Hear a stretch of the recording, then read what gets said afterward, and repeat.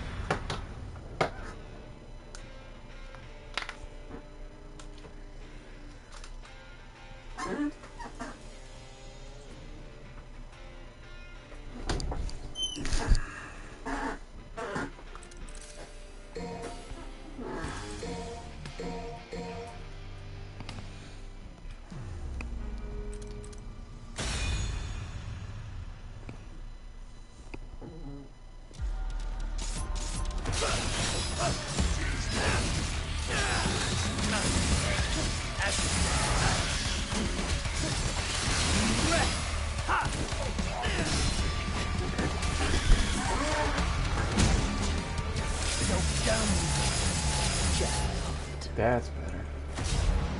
Assuming I can keep that on.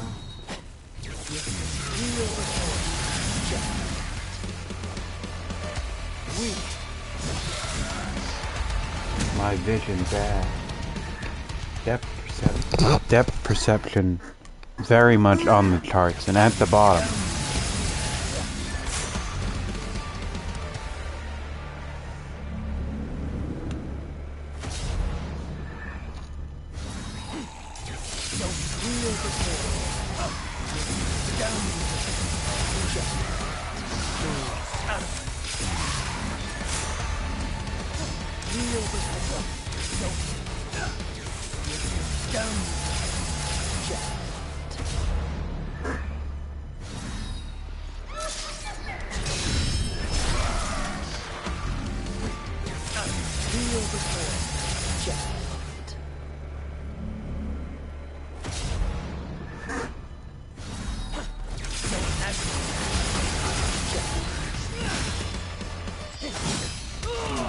I did not mean to do that one. I wanted to do that launcher.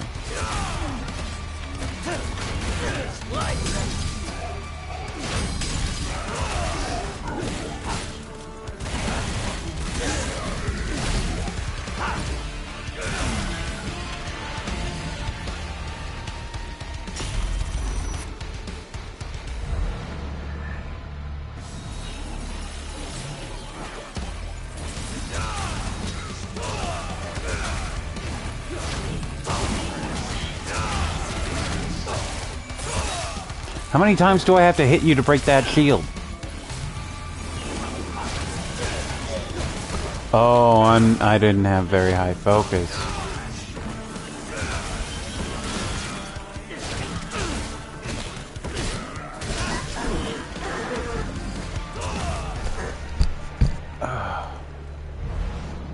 Head itch.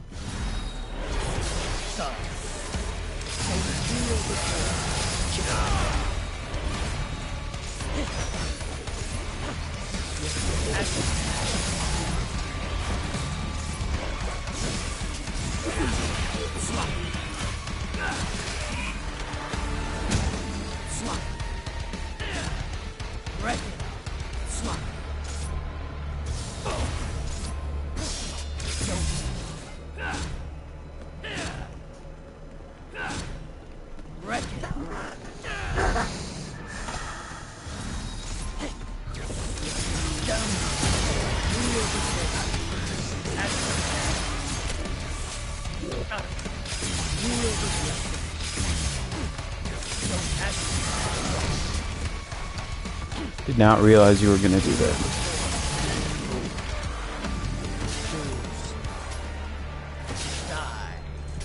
Nope. There.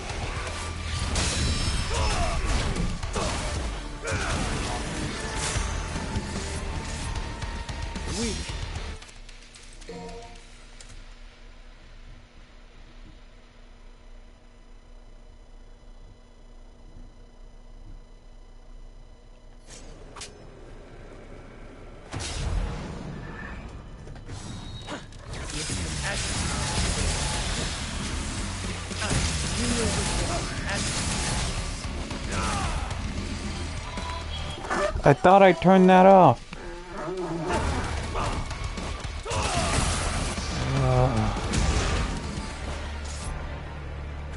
I thought about turning it off, and then I forgot.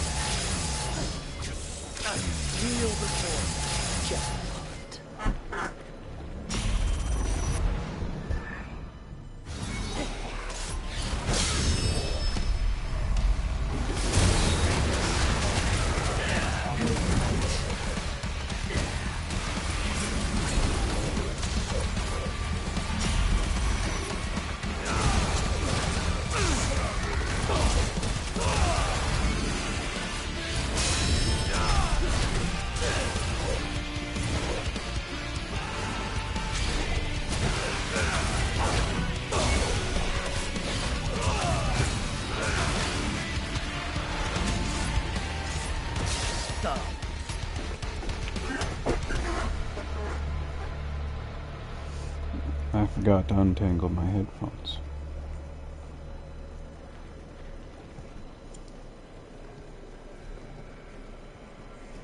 Hold on.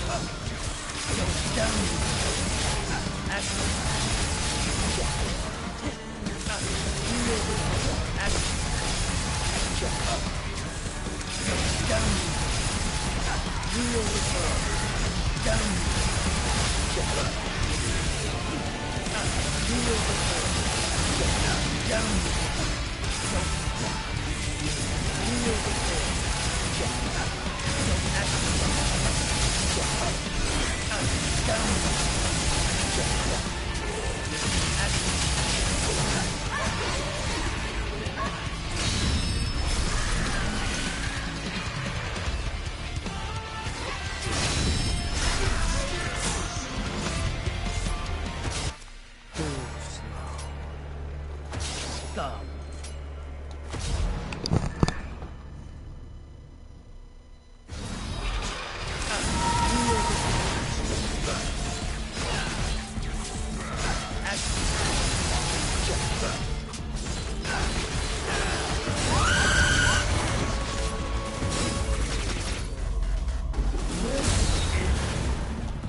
Now I'm a little motivated.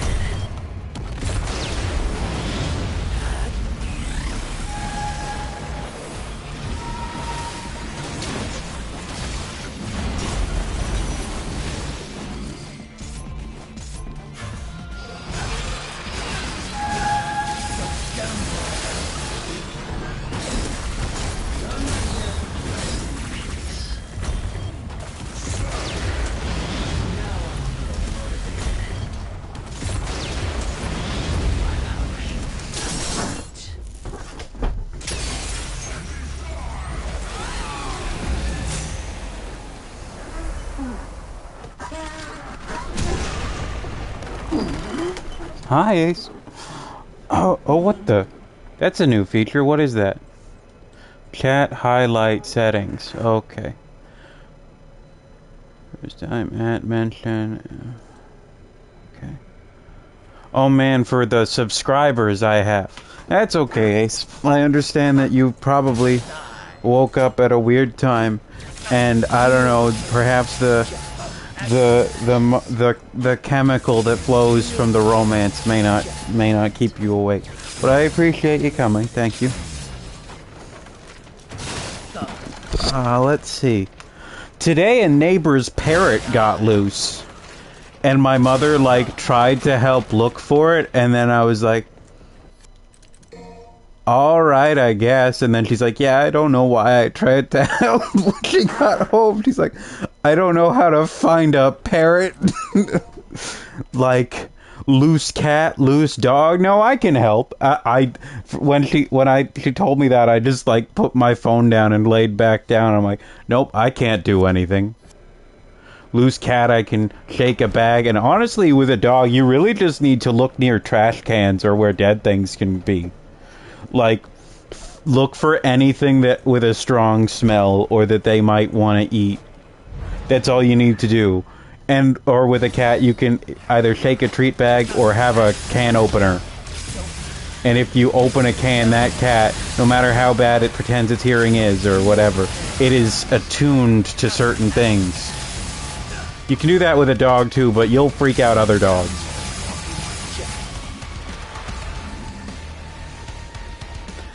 But like a bird? How are you gonna find a bird? It's a bird. Like that. There's a thing in, what's it called, Superstore, where it's like, oh, the birds got loose. I'm like, well, you're not getting those back. They're birds. Like, the bird might come back, but if it doesn't, like, sorry, that bird's gone. Like, not dead gone, but like, it's gonna go where it wants. God, it's so funny. Like, I'm looking for a lost... That's been a joke in multiple sitcoms where it's like, yeah, I'm looking for a lost bird. Yeah. I'm like, oh...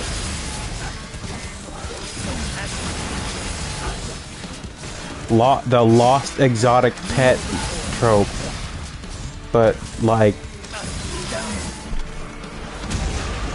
Man, it was always so funny with that like, I found a lost cat and it's a cougar, and then people are like, oh man, I hope they know. It's like, you literally cannot see a mountain lion and think, huh, weird cat. Like, everybody knows what a cougar is.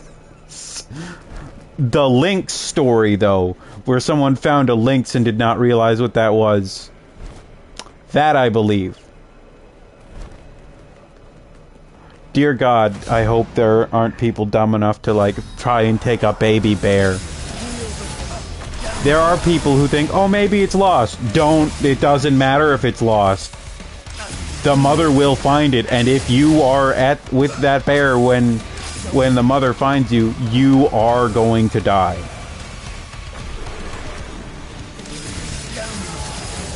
Yeah, do not touch the wildlife, especially bears. You know what kind of human can defeat a bear in combat? None of them. In unarmed combat? No, you're going to die. The only reason the bear won't kill... The only reason you'll survive a bear attack is if it doesn't kill you. Like... It's not, like, not as in you didn't, like, you do not make any of the choices that involve surviving a bear attack. You just, it's either the bear decides to kill you or it doesn't. It's luck or the bear. Oh man, I asked Graham if he wanted to play Elden Ring and he's like, I'm sorry, I'm watching One Piece. I'm Peyton and watching One Piece. I'm like, understandable.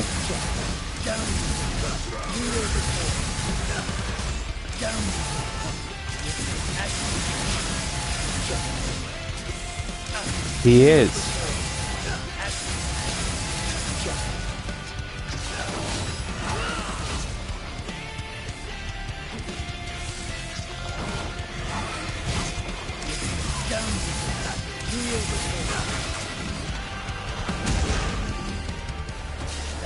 Man, he's finally reached Marineford. I don't know where Parker is, but Marineford is the climax of the entire first half of the series. So things are about to happen. And I was like, have you met Marco yet? And he's like, he's like, I've heard the name, but I'm not. Then he, like, 20 minutes later, he's like, it's the guy with the Phoenix powers. I'm like, there he is. Marco is very popular because he's super rad and cool. And he has the power to just turn into a phoenix. And then you realize, oh man, animal powers include magic animals that don't exist. And then you find out that it's more than just magic animals with someone else in that arc. It can be literal religious figures. We have joked about how technically there could be a Jesus fruit. I do not think Oda's going to do that, but he could say that there is a Jesus fruit.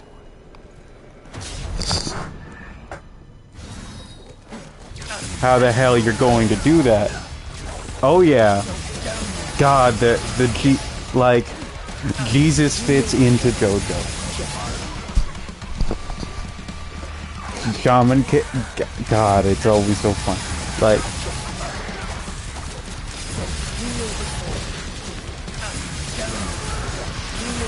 also, in terms of, like, oh, Kira's got the most powerful stand in JoJo. There's literally, like, Jesus.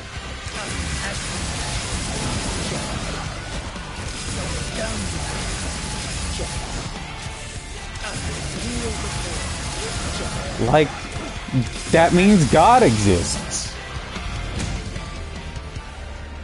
Right? You know, just like, it'd be really funny if anytime someone asked him about what's his name? If Araki, every time someone asked him, like, about, like, power level stuff or who beats who, he just said God, God, God, or Jesus. If he literally replied to all of them like in just a series, and it's like, God wins, God wins.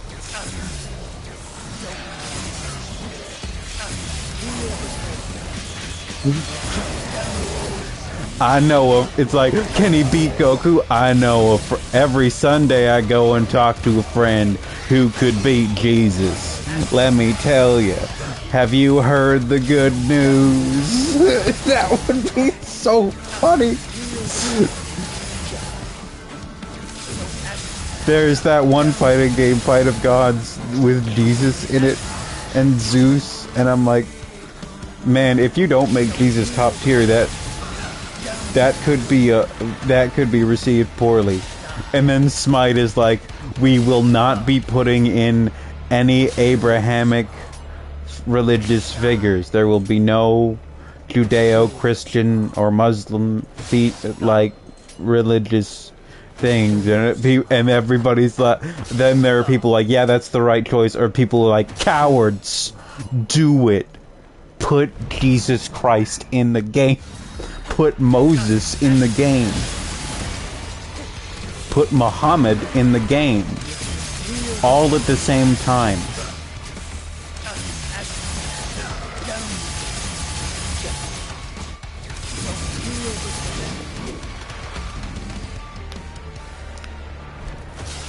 Man. So, Coolio died today, I believe. I don't know very much about Coolio. But it just made me think, like, yeah, sure, the Queen died, but what are we gonna do when Snoop Dogg dies?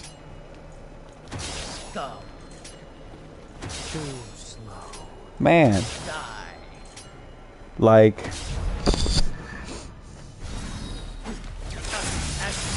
We all DMX and Coolio, and of course, like yes, I know they're not the most famously dead rappers. I know about Tupac and Biggie Smalls, but like they died 26 years ago. God, the person who's like, okay, I'm saying person. I am 99.9% sure that's a white woman, but the person who said that Queen Elizabeth was reborn as a horse, imagining that those words not coming from a white woman is difficult, but it's possible. Like, is this really a conversation you want to be having? I hope she's reborn as a peasant.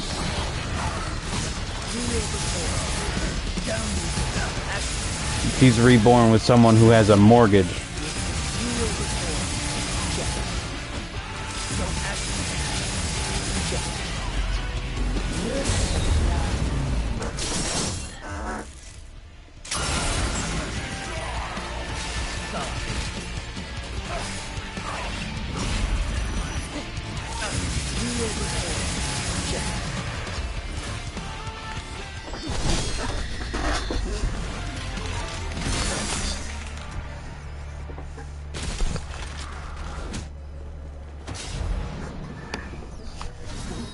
God, it's like, what, you have to pay this every month?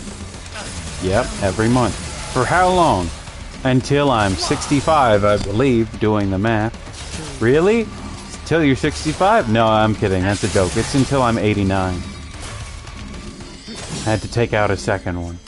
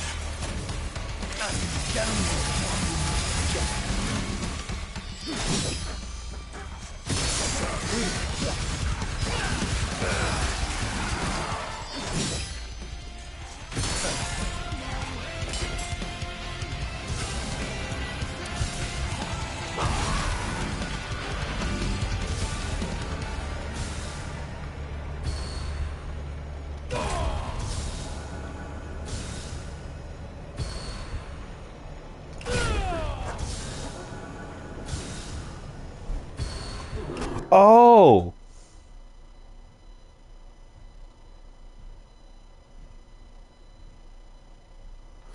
Oh, okay.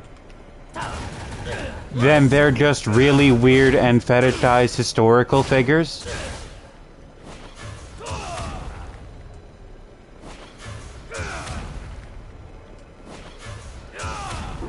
Wait, I find it incredibly strange that a black person would fetishize dead U.S. presidents.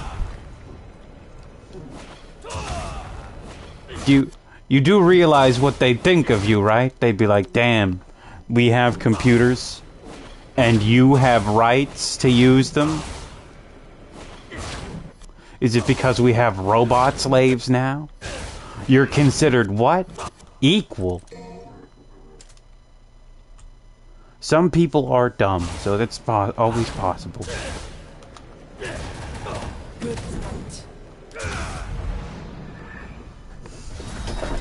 But also,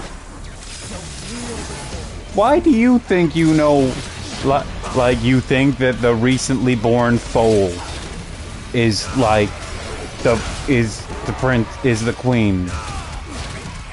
What are you talking about?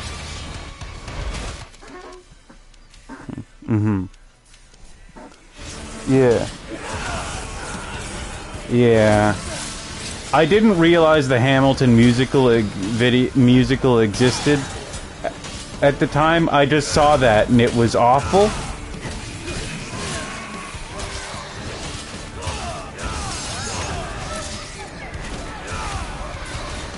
I'd never heard of the Hamilton musical at that point in time.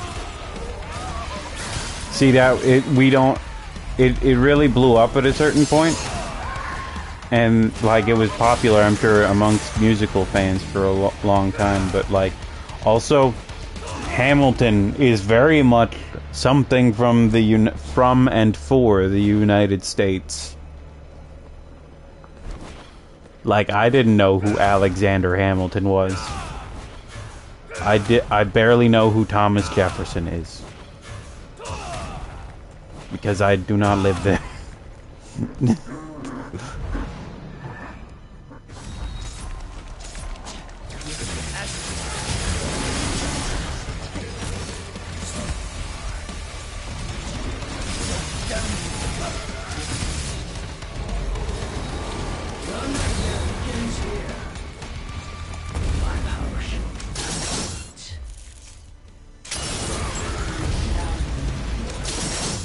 Should I be burning this much DP right before a boss fight? No.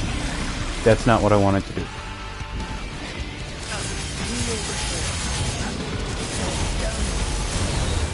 That was an accident as well.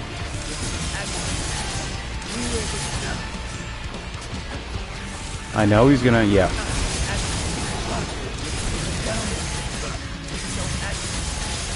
So now I have this horrible... now that it's autumn, I forgot about this. But now that it's autumn, every time I come into my room, I have to smell and look very closely at the ground. Because there is a chance Levi might have left a present for me. The smell gets pretty strong, though. I forgot. Like, even the mice themselves just smell bad before anything happens to them. I appreciate him doing his work. I really do. I just wish I didn't have to deal with it at all.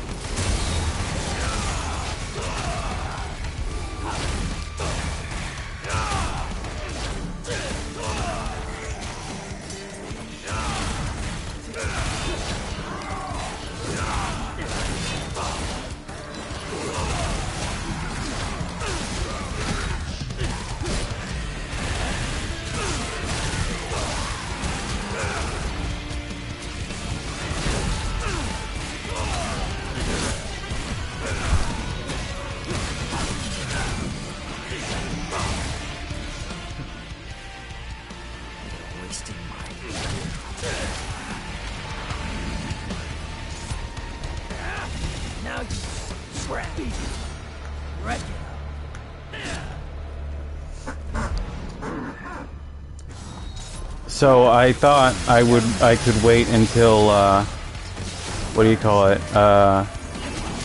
TGS, and then we might get Dragon's Dogma or perhaps even Devil May Cry 6 news.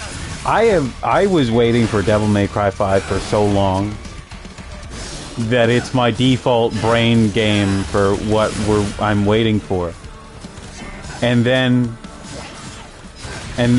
now that it's out and good, I'm like, more, please. And it is so bizarre to say. So, like, Kingdom Hearts 1 and 2, I'm sorry. 1 came out in 2002. 2 came out in 2005 or 6, depending on where you are in the world.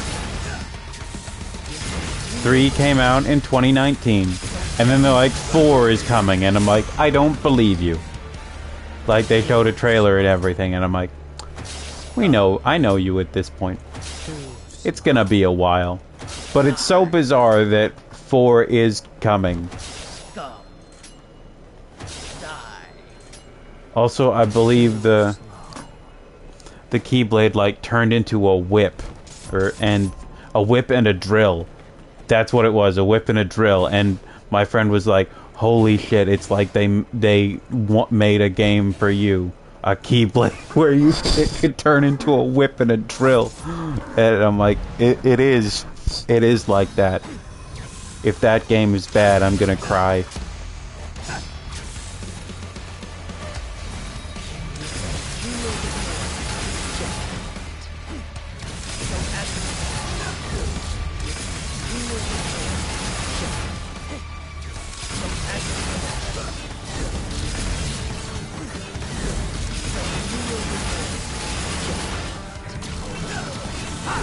You know what? I'm just gonna get my health back here.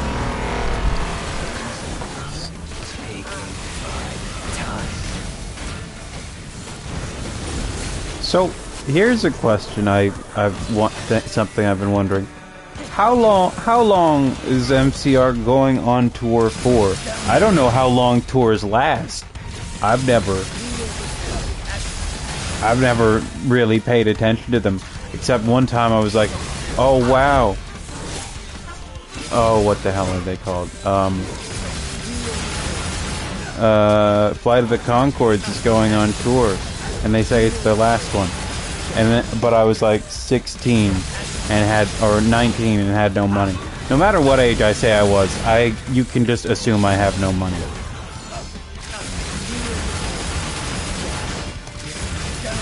I don't remember how old I was or when it was. Man, it's always so funny. Like, so I watched Terrace House with my friend. I haven't been keeping up with it, but lately because TV show hard watch. But there's this dude on there who's a surfer dude. We love him. His name is Guy. He's super chill and nice. Everybody loves him. People compare him to Winnie the Pooh. Positively. As in to say, he's got a very relaxed style of speech, and he's nice to everybody. And he has very simple desires and interests. The series we've been watching was like filmed in like 2018 or 17 or something. And he talks about how he's going to go to the Tokyo Olympics in 2020. And as soon as we first saw that, we spit out laughing. I'm like, oh, Guy. Oh, I'm so sorry. Oh, man. Oh, I'm sorry. Oh, you're not going to the Olympics in 2020, dude. And then, so I have watched 4 hours of that 6-hour review of a game I've never heard of. Turns out it's a very nice game about going on vacation as a Japanese boy in 1975. It is also a little bit about the aftermath of World War II and grief. Because most Japanese stories that take place after a certain period have to do with grief. But the ultimate ending of that game, the game released on the PlayStation 1 in late in the year 2000, or like midway through the year in 2000, summer of 2000. And the ideal ending is moving to New York in the year 2000.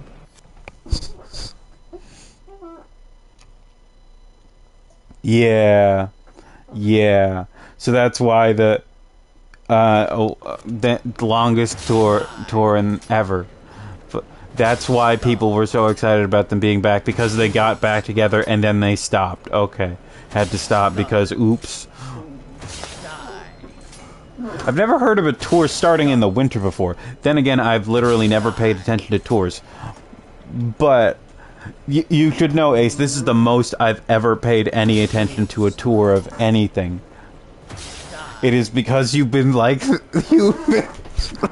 Like, I wake up and you're there. But... But... No, it's okay. I'm sure you wouldn't wake up and think, man, I hope that somebody talks about a VTuber at me.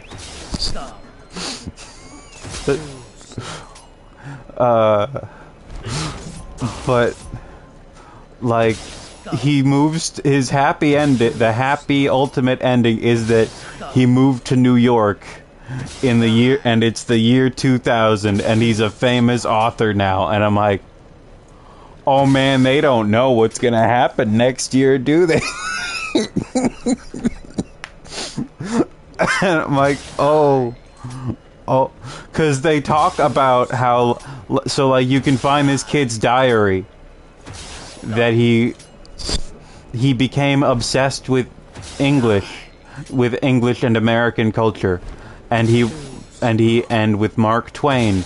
And he wrote in a diary and hid it, or like a letter, and he hid it, and he put it in English, and he said that he hopes that someday that he will be able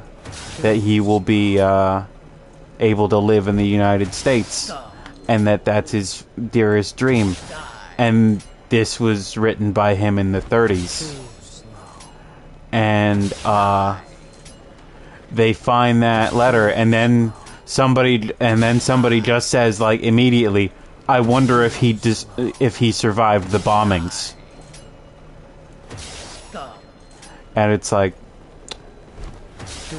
or if he survived the war, and it's just like, yep, just hit you right in the face with it, like no holding back, no punches.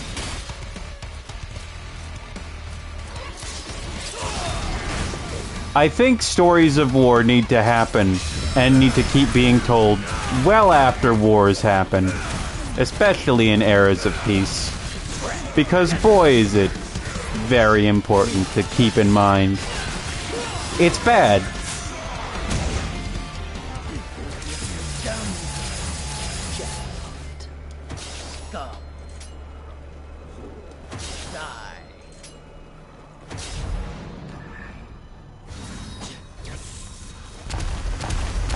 Anyway, in conclusion, 2013.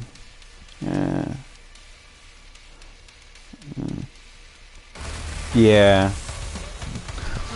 The fear that, oh god, they might never get back together is a big one, I imagine, for a lot of fans. And then that explains the, I don't know. My brain is throwing the word deluge, but I don't know if that's in any way accurate, because I don't entirely know what that means.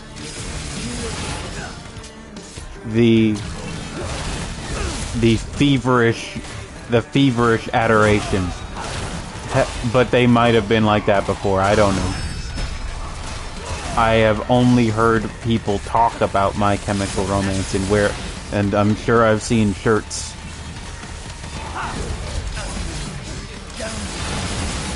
But like when I see a band shirt, my brain just puts it under a band shirt.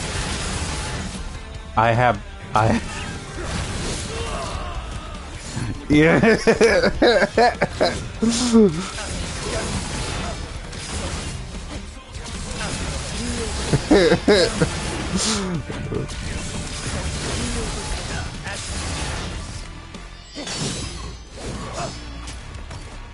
I have not been in, so like I am so not involved with most fan things, for things I've been fan of for a very long time.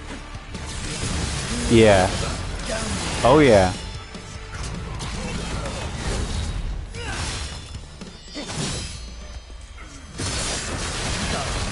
Yeah, the this is dead and never coming back feeling is a rough one.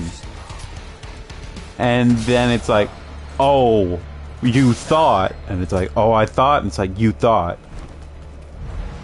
You thought wrong. Guess who's back? Okay, so here's a question. I am aware of 4 members of the band. None of them seems to be a drummer. They have drummers, right? Or like a nameless drummer or something. I don't know. Oh boy. I've never heard any of... Oh, okay. Alright, there's gonna be lore. Okay.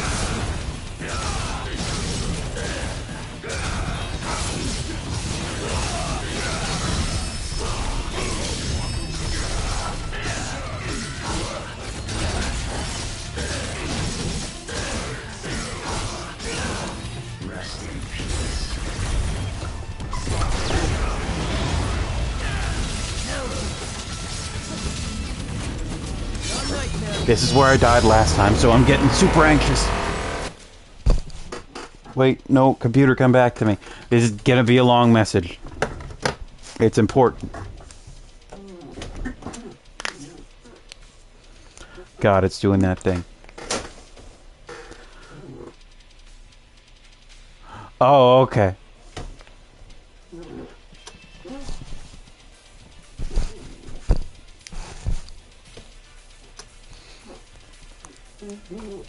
I think it would be really funny if the drummer was someone from another really famous band who was not the drummer.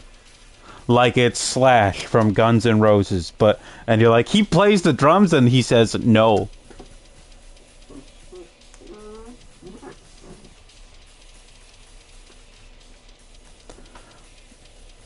Dear God, it's not turning back on.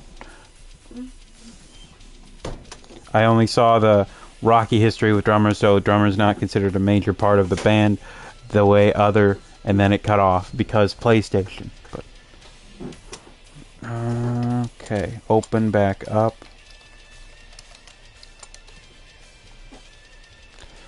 Okay, the other 4 rather than just someone is contracted to be the drummer. Wow, you get to be the step drummer.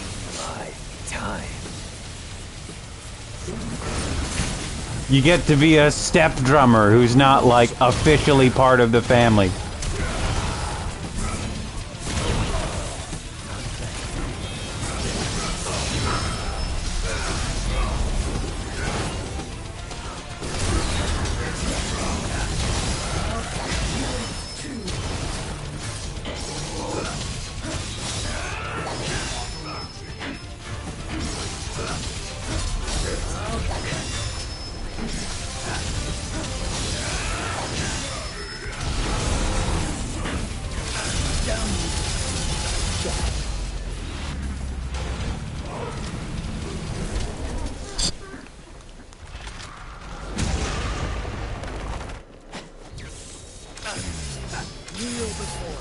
Man, how do you put out an ad to be like, hey, you want to be a drummer for My Chemical Romance? Like in the newspaper?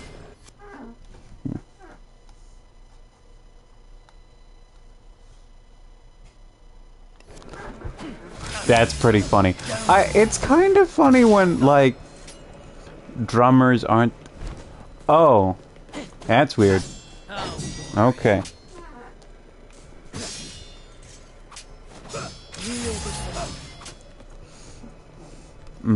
Oh, okay.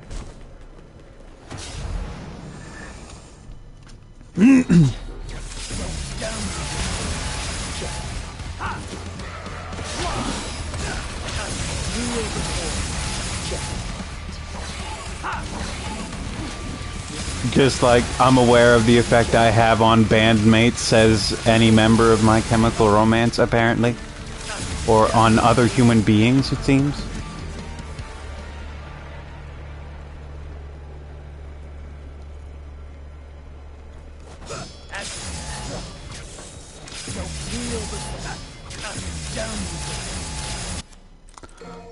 Like, people were free. I saw at least multiple people, it was like 25 people or whatever, were like, oh my god, Gerard Way put their hands in their pockets, and it's like,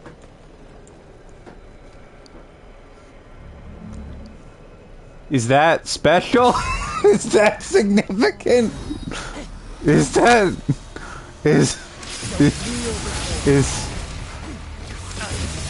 I can do that pretty easily. No, I won't.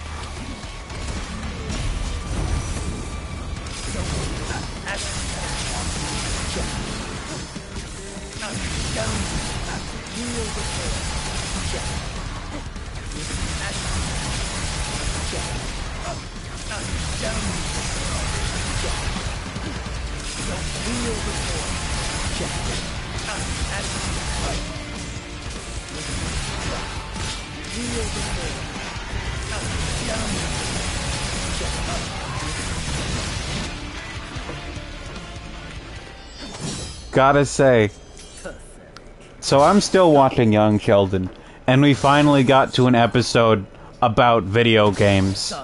It's in the second season, and I'm like, it took you long enough.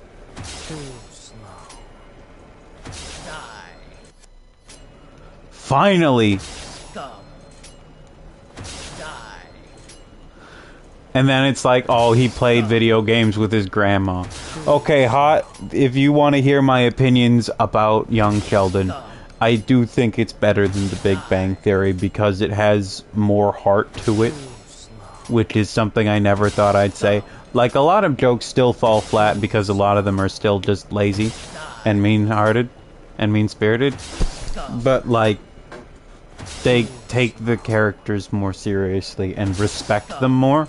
Which like The Big Bang Theory really did not. It was kind of disrespectful to all of its characters seriously at some point. Like, oh, Sheldon's weird, Leonard is short, Howard is so they can't decide how sympathetic they want Howard to be constantly. And then Raj is basically a punching bag. And Penny and Howard, it varies on the episode and the writer, whether they are a joke to be mocked or whatever. It's like, and a lot of the jokes are in fact often not a little bit like, haha, women, or haha, he's Jewish, haha, he's a loser, and like,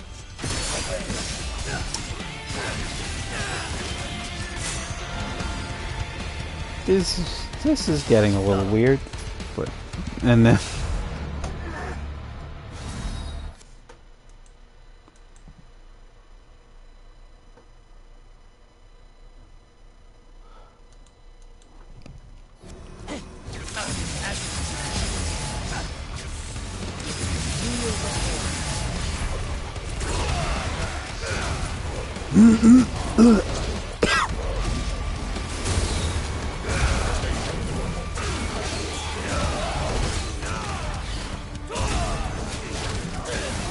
it also does it's one thing with that always sticks out is that there's the boys will be as smart as they need to be until a girl is around, at which point they will look like idiots. But not in like a the girl is making them dumb, but in a need to have them get shown up by somebody, and it's gonna be a girl to make them feel self-conscious or whatever and emasculated to, and it's just like they any competency they have gets thrown out the window, and it's like you kind of discredit them immediately. But then it's like a character that shows up 3 times a season or something. It happens all the time. Like, how smart they are just depends on whether they want to make a joke or about them or not. Like, they're like, yeah, Howard speaks 5 languages. And then immediately, then an actual Chinese person shows up and they're like, yeah, Howard speaks Chinese very poorly. And I'm like, okay, so is he good at any of the other languages or what? Or is that guy just irritated by what?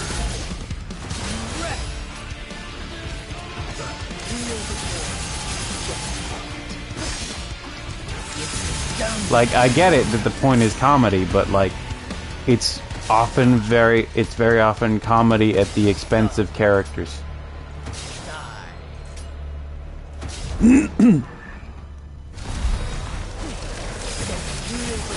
Also, like, very much, it will, depending on the episode, it will be like, for Penny, who's supposed to be a regular person, it's like, oh yeah, sometimes she'll have difficulty with basic multiplication, other times she'll just be a regular person.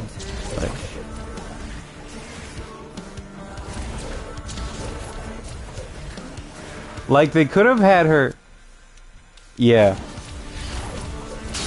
They could have had her if it was just that they got to be scientists because of a weird nepotism thing. That might be funnier. Yeah. Yeah.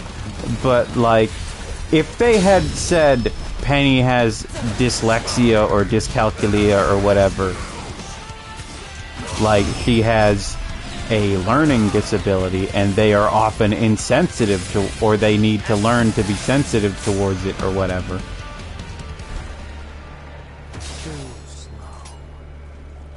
And I say those not like ADHD or autism or something, because those would be way more common in scientific fields and they would be used to people like that. But someone who has immense difficulty with things they do not see, like, for an explicit reason other than just, oh, she's regular or she's dumb.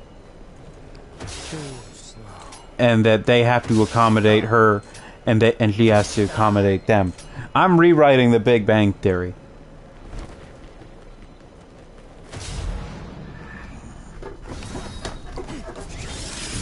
I don't mean like I'm planning to, I mean like I'm just sitting here rewriting things. Why am I doing this?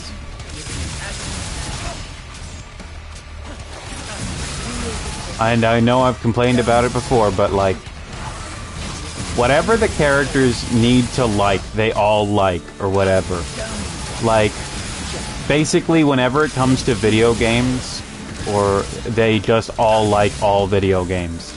And whenever it comes to comic books, they suddenly become, or TV shows, they suddenly become opinionated. Because that's what older people know. And the writers are usually older.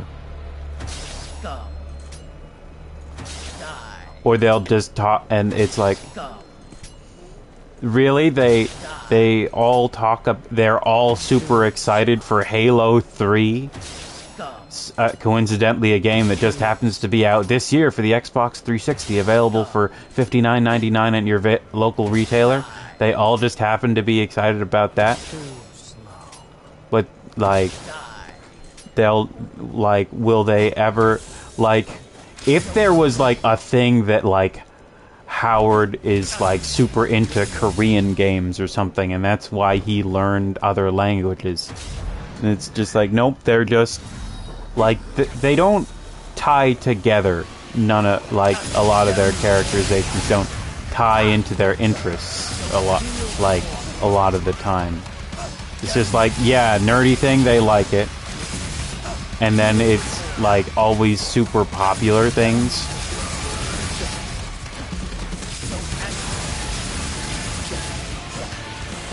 And it's like, they're huge nerds about Indiana Jones. And I'm like, it's not really, like, a big nerd thing.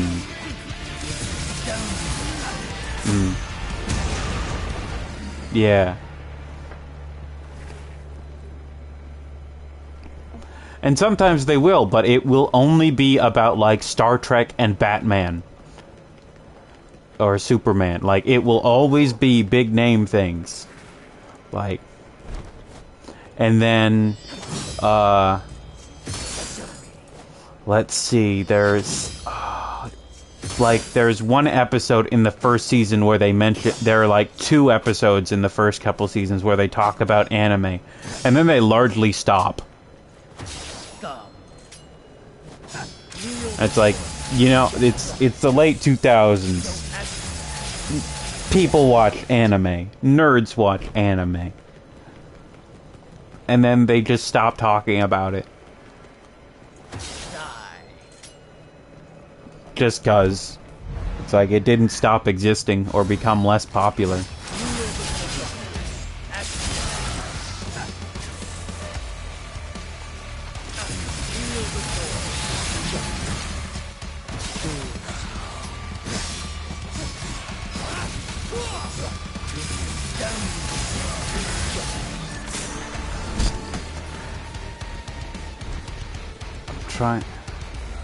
Yeah. One of them is just a reference to a 2.5 Men joke, which I think was much better, that joke in particular, because Charlie is hired to write a theme song for an anime, and Jake tries to get the anime across to him. He tries his hardest to get him to appreciate it and get him to respect the source material and try to do something that does it justice. And he puts all this heart and effort into it, and then Charlie ultimately just writes some cheap garbage and he's super upset about it. It's funny. And it is something that could happen. But then they just make a reference to it, and it's like, yeah, it's the same, yeah. And then the other one is like, can we cosplay as anime characters for the Halloween party? And then they all dress up as like the Avengers or whatever. And then like they say anime, and Penny's like, I knew an anime. Anime Fletcher. Like that's it.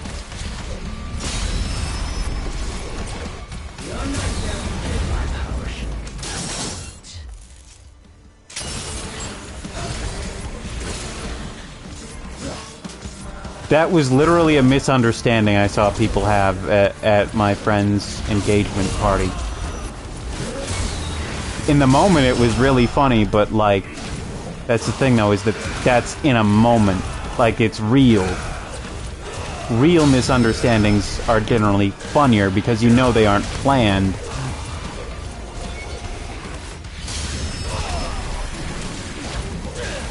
And like, you need to work a little bit harder to make people laugh on purpose.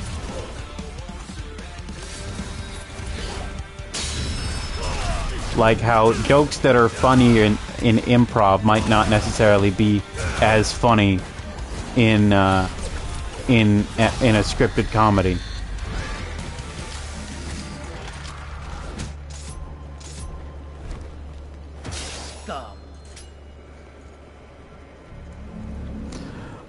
And part of the moment was like, we've got, okay, it was in a very small town that, if you've ever heard of the show Letterkenny, that's where it's based on.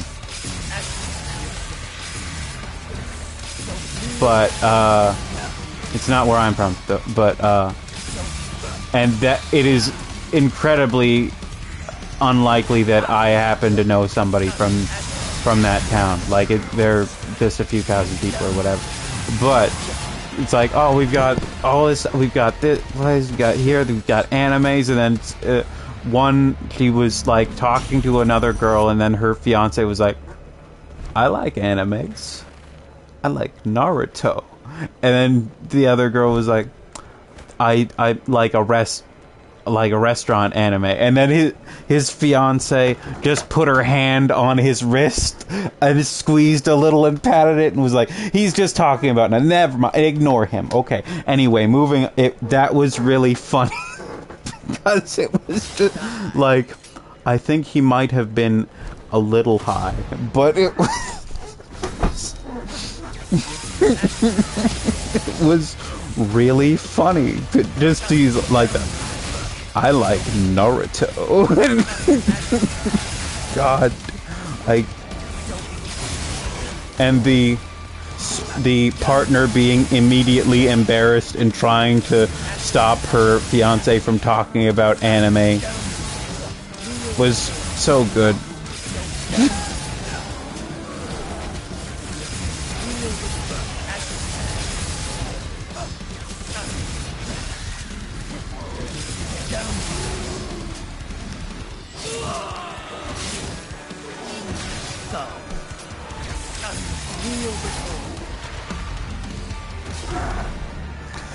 Oh God, there's also this other guy who asked me like why I didn't drink, and I was like, I don't want to, and it's like I don't want to deal with any of that, and then he like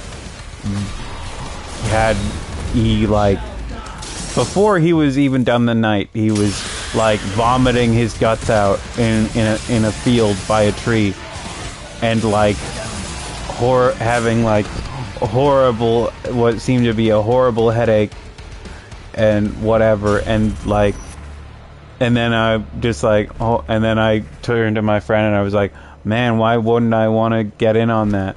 I was like, why do you drink? He's like, it's a good time. And then later, and then like I feel like I think and I don't know why someone would ask, because like, you know, there are downsides and not everybody has a good relationship with it, right?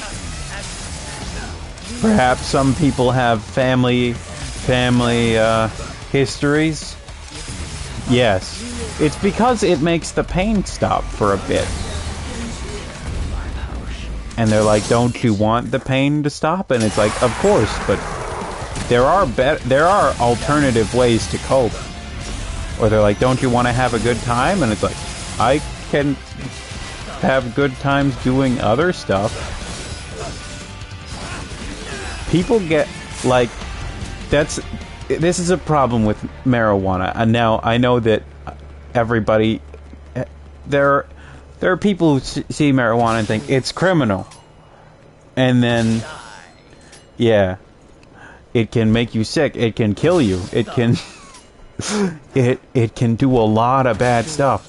But like, anyway, on weed, like, people are very quick to either point at it as though it's the most hardcore deadly drug in the world, or treat it as though it's it is God's heaven-sent medicine that can cure all diseases and all issues you have ever.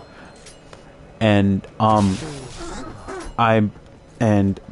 don't think it's really either. I do know that it can alleviate a lot of issues, but I also know that people become incredibly reliant on it, and people immediately jump to, it's not addictive, and it's like, okay, but something not being chemically addictive inherently does not mean that a person cannot become incredibly dependent on it.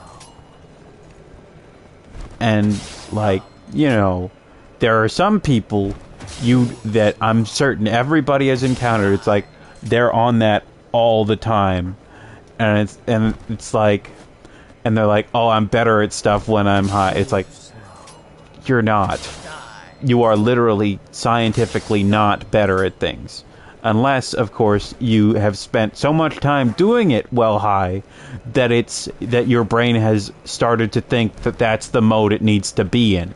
Or you've learned things, and then sometimes... So, if you learn things while on a substance, you can remember them more easily on a substance. Yeah, no. Oh, but... people are like, oh, you gotta do it. It's like, here's the thing. That I don't want to, like, weed is not, there are so many varieties, and also just, I've seen people who like, treat that like they're like a walking stick, man. Like, they self-medicate on it hard.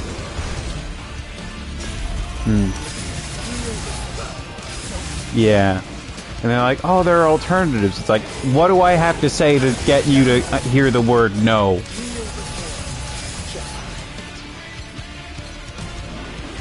Yeah.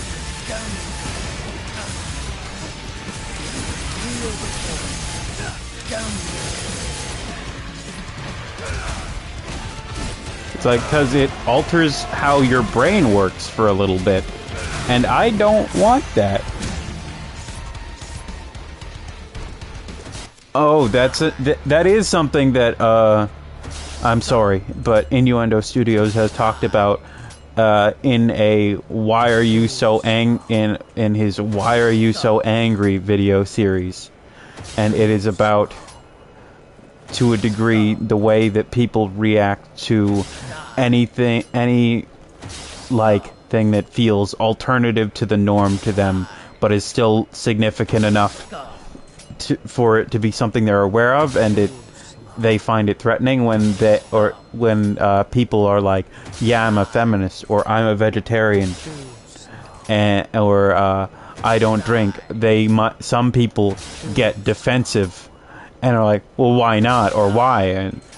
And then you can say things like, well, I don't agree with the meat industry, or I think that society is bad, or that society needs to change, or of course everybody should be equal, or like, I don't like alcohol, or whatever. And then they start like searching for reasons to put you in a box because to reduce your viewpoint or whatever to something that they're more comfortable with, or to make it easier to think about you, to think less of you in some way, and then turning that around on you or whatever and you generally those don't really work because most people are pretty complicated.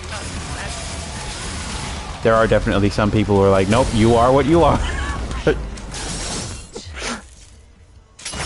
yeah.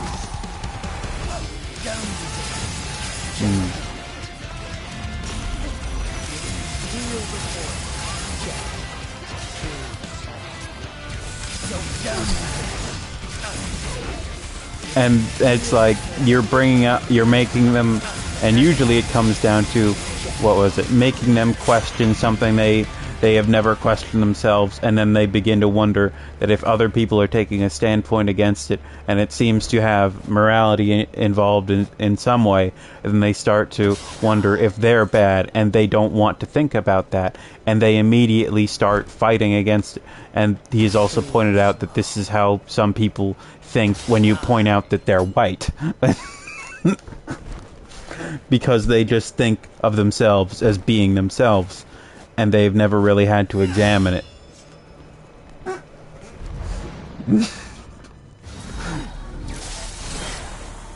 As soon as when you start thinking that maybe there is no normal, or there is no like default way to be, it gets upsetting.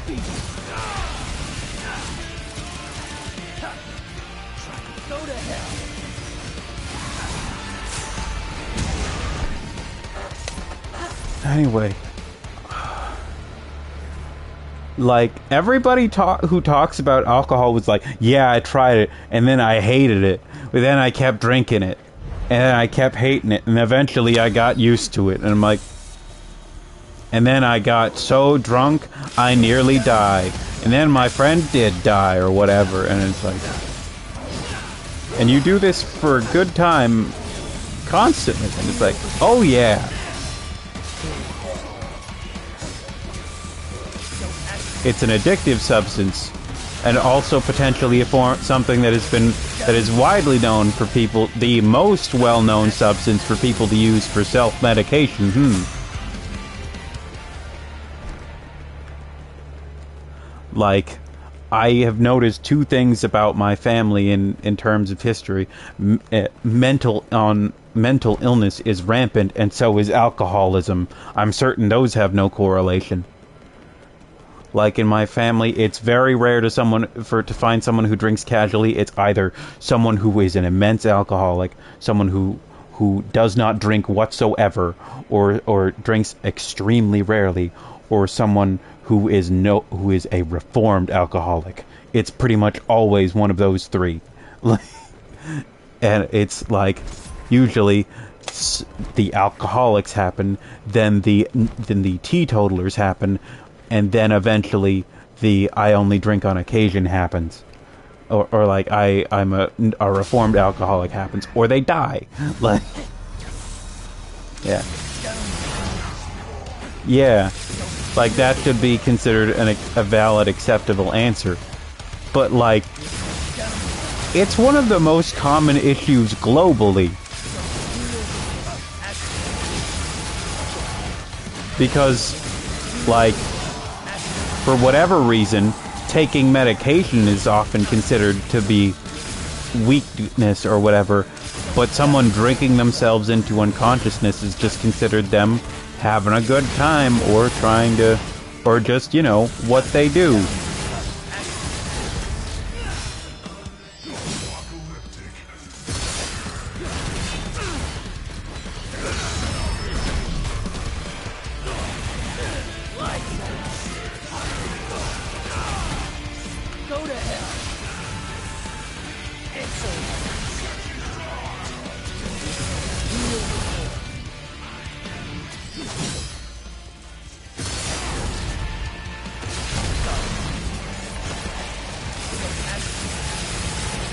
Like, I haven't seen The Sopranos, but I do know that the premise is that he's a mafia boss, or he's in the mafia and he becomes a mafia boss, and he goes to a therapist, but he refuses to let anybody know that's what he's doing.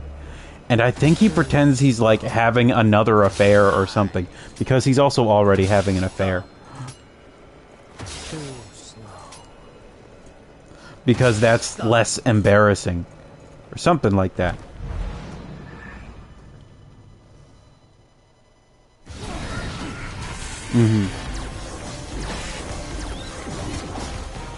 And then, as many have said, if anybody on Earth had a mother like him, then yeah, they definitely need to go to therapy.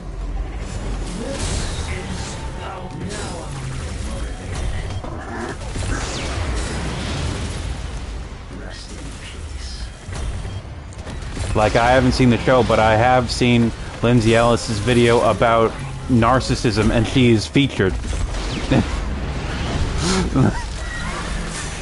Narcissism in fiction, specifically.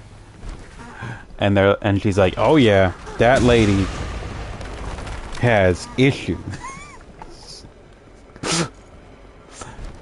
Now, that video does not mention BoJack, and I kind of expected it to. Because that show is all about a narcissist. But she just might not have watched the show, or might not like it, or it might not go with the point she's trying to make about Loki being bad. Yeah, the video's about Loki. And how mental illness is often treated as something you grow past. Like, it can be treated. And everybody has it to different degrees, but it's just like, no, it's a flaw. And then she pointed out how in Ragnarok, it's like, even though Loki has grown and improved, he is still always going to kind of be like this a little. Or he's still going, like, in Ragnarok, he's really not an antagonist, but he will turn on whoever, he will do whatever is advantageous to himself in every moment.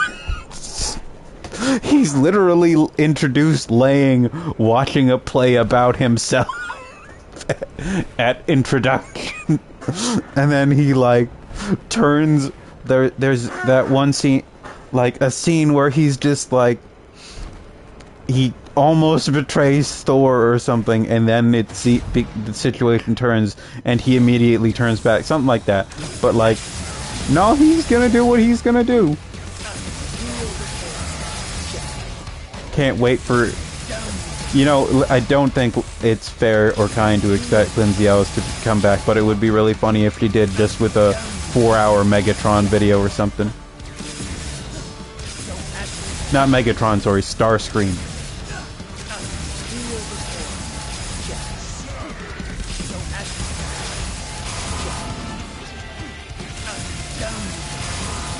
I've never watched the old Transformers stuff. I know I need, I am really surprised how, so there wasn't a Transformers cartoon for the early, for a significant period, And it really seems like there should have been, because that seems like an obvious thing that my brother and I would have been into, because my brother really likes cars and robots. And I really like robots, especially if they're big and they have super cool names. And if there had been a cartoon, Transformers cartoon on when we were kids, it seemed like something we would have been really into. Then there was one, partly to coincide with the movies, the Michael Bay movies, and then, but like, at that point I was like 12 or something, and I didn't get strongly into it. I watched it sometimes, but I wasn't like a huge fan or anything. It was just kind of on sometimes. Yeah. This is entirely conjecture. This is just a random guess for me. But it might have been that they were anxious about making a show with evil planes too soon. That is entirely a guess, but it's possible, right?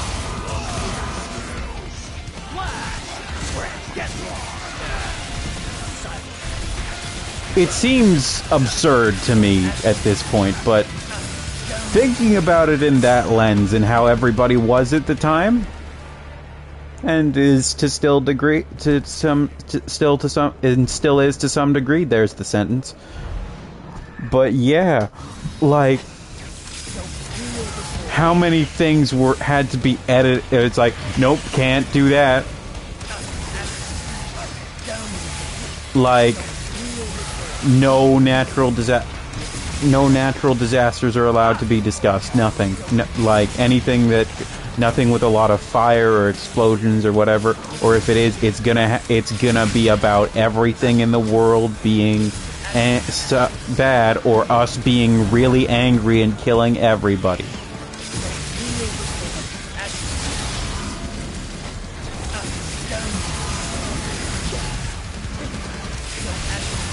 I don't know if you like Red Letter Media or not, but they have this one video about Starship Troopers that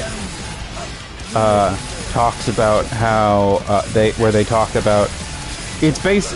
Starship Troopers is I'm assuming you're already familiar, but you know, it's got a lot of like sci-fi fascism in it. Yeah. Oh, so like basically they are all. It's in an ultra militaristic society, you know, where like enrollment in military is like practically what everybody does, or you are in the military or you support the military. And then also what's his name, Dean Norris is in that movie.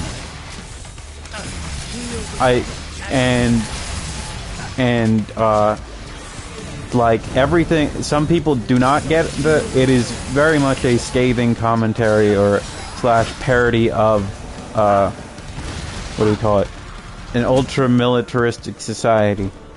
But like there's like where Dean Norris literally says the military made me the man I am today, and then he rolls away and he's sitting behind a desk the whole time, and then he rolls to the other part of the desk because it's like a triangular it's like desk, and then he rolls to another angle, and then you can see that he's lost both of his legs, and he's like, it made me the man today, and then it's like boom, but he means it in like a how dare you disrespect the military way.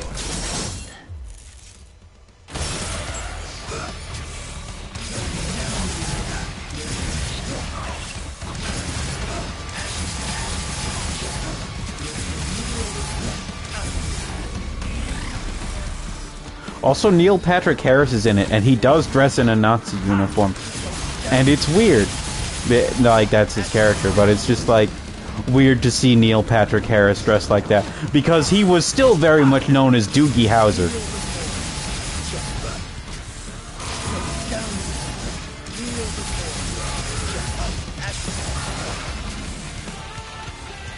He was, like, I don't know, like, maybe like 23 or something at the time, but like it's like, wait a second, You're supposed to, like, make a diagnosis.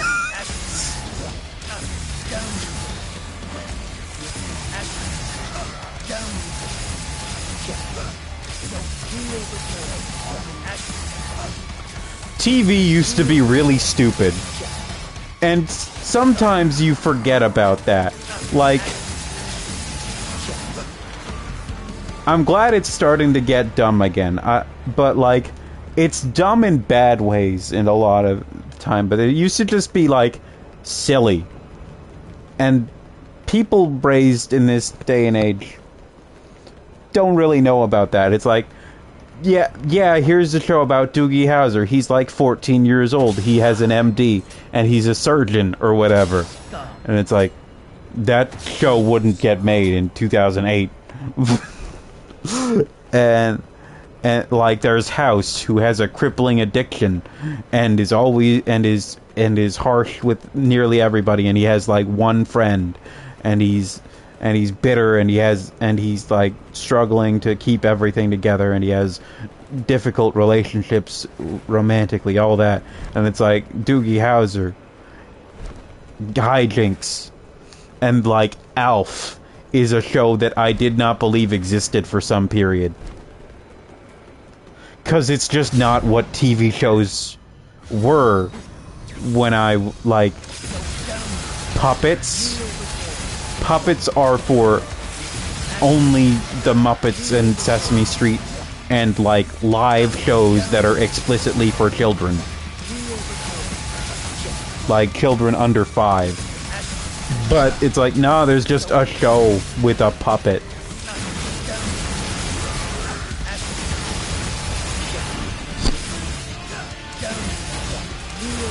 Yeah. Also, like, then seeing any music video from the 90s and you're like, why are there like 2 billion colors on screen? Why is everything so bright? Like, looking at McDonald's merch that we still had from the 90s, everything was so bright. There was like all this color all over the place. And then it just changed to simple white, yellow, and red. I accidentally rolled over my toe a little bit with the chair. Oh boy. Okay. Ouchie indeed. Okay. I did not react properly.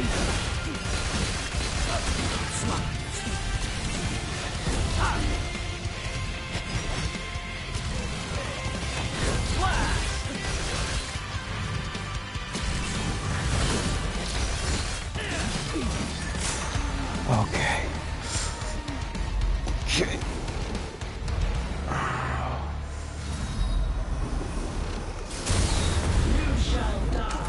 So, Parker said that he's going to be the only one streaming this week, right? Is there a reason for that? I haven't watched... I started watching the archive, but I was an hour late, the VOD, so... I just wasn't there early enough, if he did say it.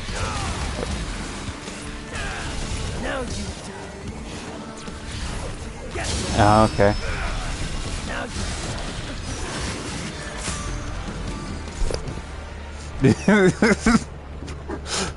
Taking time off streaming to beat Parker in One Piece.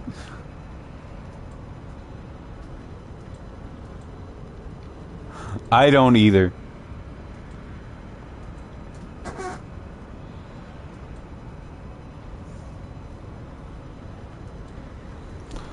Oh God, okay. Oh. They should make stronger toes. Genuinely. Like, if there's one part of my body that I hurt constantly by accident, it's my toe.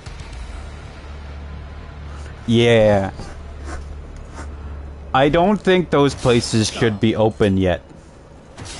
I think we should give it another year or two.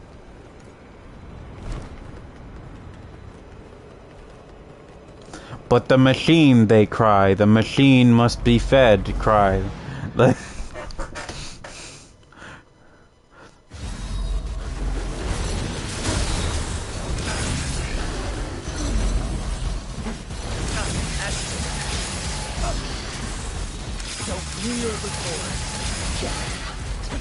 People with that one post with like people with extremely hyper interests or whatever be like, wow, this sure does remind me of my interest. And I'm like, true, but you didn't need to hit me in the face like that. I know it's probably a joke about themselves too, but like,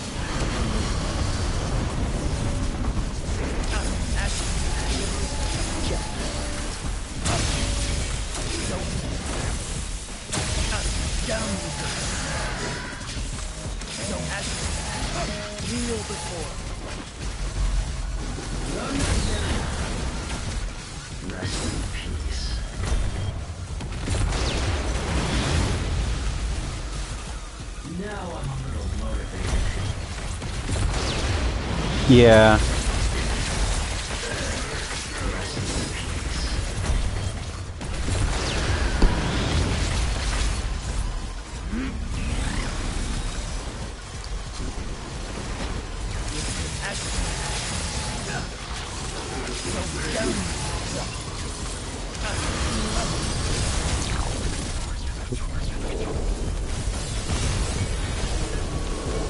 You ever wonder if maybe like some people are genuinely like that about religion, and that might be part of it?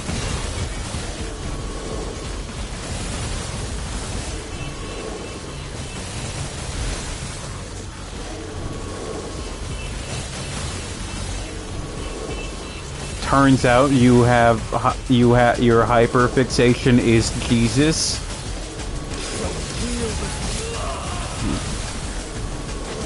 God, now I'm thinking about people like be acting like they do on Tumblr, but about religious figures. And I want to die. If you were here, I would ask you to kill me. And oh, that flashed more than it was supposed to, I'm pretty sure.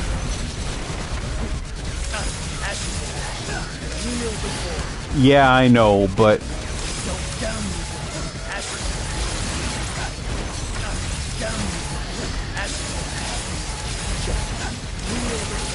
people are like that with politics. Like fandomizing them. And the Beatles!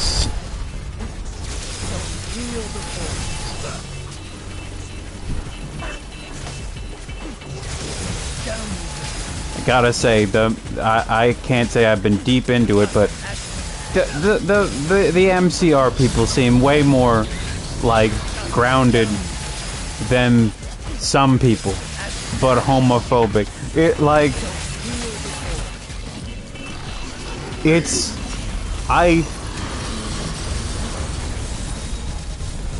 That's something that should have been shared to keep Twitter open. Man, that one thing, it's like, you can't just block people, you're running away from your problems. It's like, I'm not, like, running away from, like, my child locked in a car.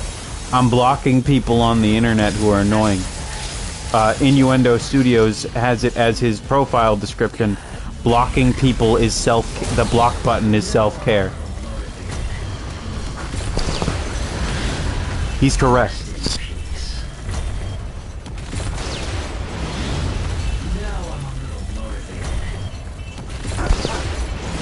Are you still not dead? Okay. Indeed, you gotta curate your online experience. Also, it's like you can't block people in real life, and it's like, you totally can. You can just stop talking to people and stop listening. You yelling. It's like you can't stop listening to the president. Sure, you can. You can just turn off the TV. Though, like, gotta say, Donald Trump was the most online president, and dear God, do I hope we never have to deal with anybody like that ever again. We might. Oh man, the people being like, oh, there are way too many people, especially on Fox News, going to bat for Georgia Maloney.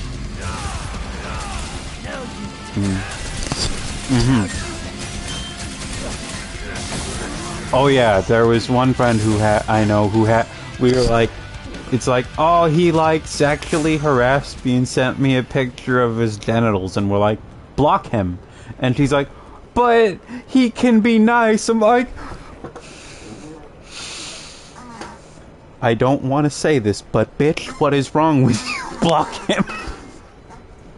I did not say it at the moment, but I'm like, that is the bare minimum. Just block him. Just, like,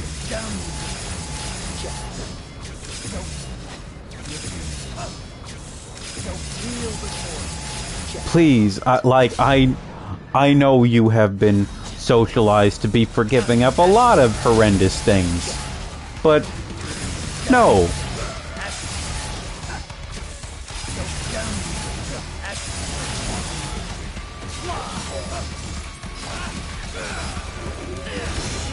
Can't wait for when I'm like really wealthy, and a thing that's definitely going to happen, as it is everybody's fate.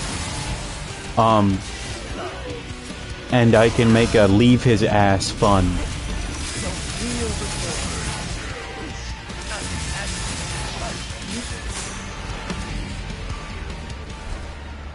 This is, of course, for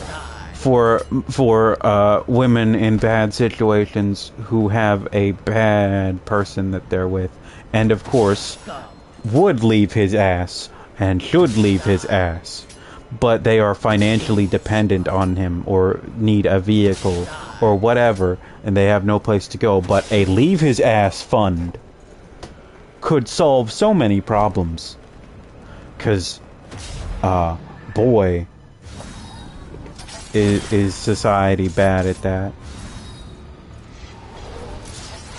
This is a need I had in my own life when we lived with my stepdad, who was bad, but my mother had very little money. And he was like, well, you don't need a job, we make money, and we make money from me being on. So that's an issue with disability earnings. So if you earn money, if you earn money from the, yes, it is. If you earn a government pension based on disability, and you earn money in other ways, they give you less money. So your income is capped unless you find some way to be self-sufficient entirely. So my mother was like discouraged from getting a job. A, because my stepdad would freak out, and B, it's like, well, if you get a job, we'll just have less money. Or we will make no more money, and you'll have less time. So, my mother did not have and she wanted to get a job to get money to get away, but she couldn't tell him that. But it's like, oh, I can do this, and I'll help out at the church a little bit, and then I'll get a small amount of money every week. It won't be enough to significantly change things, and then and then she's like, oh, they need my help. They've decided to give me a part-time job here, and then it's like, and my friend works there, and she said they need good help because there's nobody competent around there or whatever.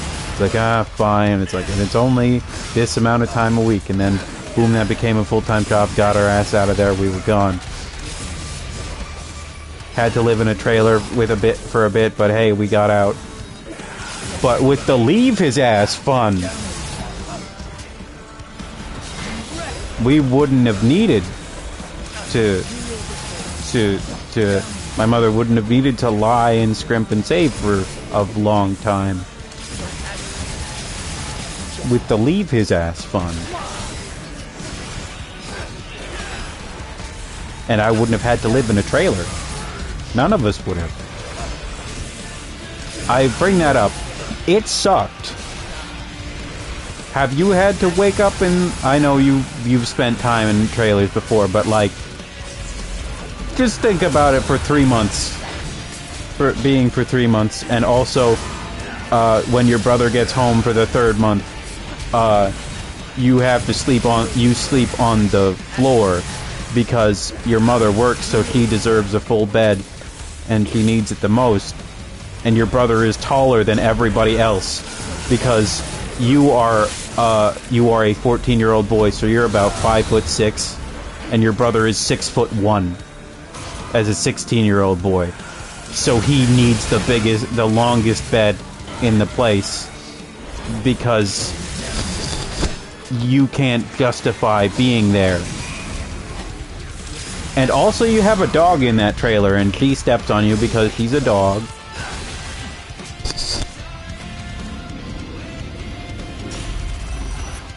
And then sometimes your mother and your brother step on you by accident too.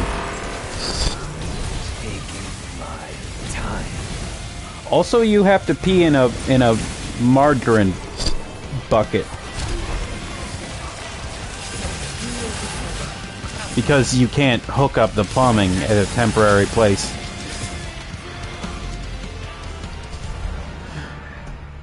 And you're also going to high school, I should mention. You're doing high school as well. And then they're like, you haven't done your homework yet. And I want to tell that, and you want to say, eat shit, but you just say, or like, you say, it's not due yet, though.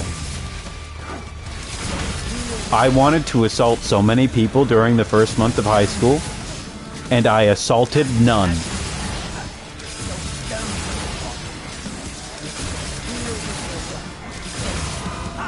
Yeah, like, they, like, give me, like, art assignments, and I'm like, for, like, French class, and I'm like, ma'am, I got one table in my trailer. Oh yeah, I just...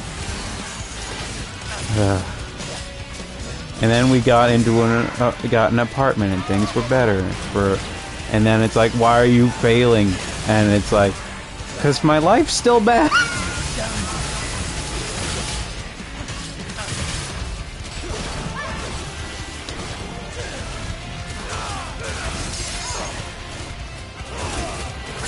Actual roof is very nice. Don't get me wrong. But it does not mean no poverty. Like when part of the ceiling collapsed. I was out of high school at that point, but collapsed ceilings are bad, man. And I know I'm not the only person who's had to deal with one.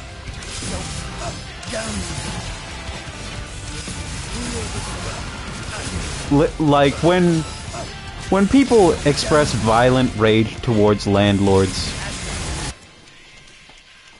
Yeah. I'm like, okay. Go for it. Like, just be like, when the 2020 stuff, when there was the pandemic, and it's like, oh yeah, some landlords are still demanding rent, even though some people are simply trying to pay for food. I'm like, kill them. Like, an entire apartment of people? An apartment of like 300 people? You could kill them and just get, like, if you simply decide, fuck it, the cops come, we'll fight them. They can't get all of us. You could do it. Or you could just work together and hide the evidence. But either way, yeah, like, why not simply, why does the proletariat, the largest group, not simply devour the others? But, like, dude, like, I really looked at the landlords and I'm like, you know, they could just kill you. Like, why shouldn't they? You are threatening their lives with this, you realize. There is no reason for them not to fight back. You could constitute that as being self-defense. It might not win, but someone is fighting for their own life if they do that. And hell, going to jail would be a roof. So what are the downsides? I'm not responsible for any murders committed.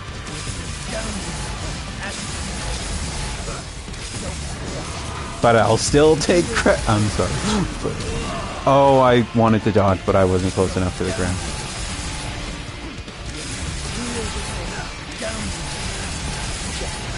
Judgment Cut carries me so hard. Everything said here was a... Man, what is it that... The website that's Twitter, but for assholes who've been kicked off of Twitter. And they're like, literally everything on this website is a joke and satire. I'm like, I don't think you know what satire is. And I don't think it's possible for that many people to all be collaboratively telling jokes.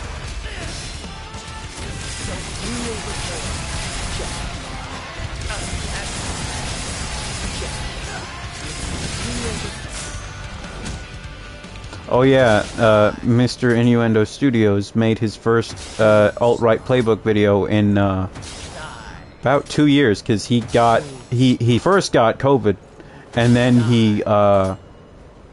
he had a really bad back pain issue. That was then misdiagnosed and thus mistreated. And then after he realized that things weren't getting better, he was like, hey, could I get this instead? And could I see a doctor about this issue being wrong? Then his insurance kept, like, pulling shit on him. Actually, no, he did do a couple things, but, like, for about a year and a half or so, he was largely inactive because of the everything. And I'm like, yeah, no, I'm not blaming you for taking your time. And then he's like, okay, I can't draw this anymore. Can people draw for... Can I hire someone to draw? I'll pay you. And I'm like, someone go draw for that man.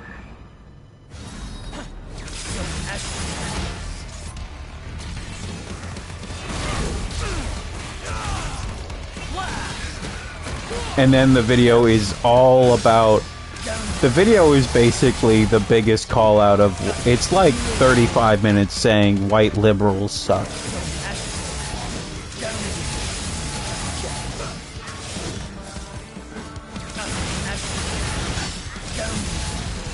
It talks about how what is it?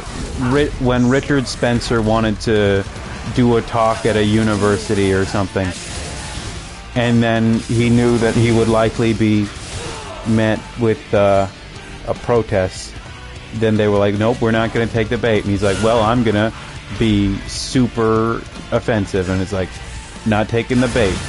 We're not going to protest because that you're trying to cause a controversy and attract more attention, and we can't feed into that. And it's like, all right, then I'm gonna make jokes about the Holocaust. And it's like, nope.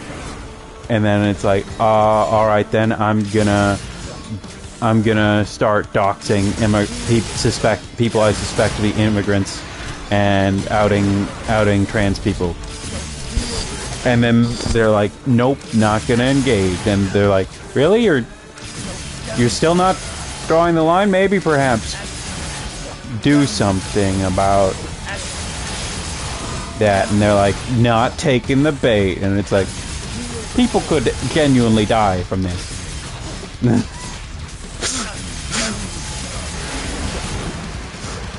And it's like, oh, okay. That's when perhaps action should be taken. And I think he was, and then the Richard Spencer got punched in the face.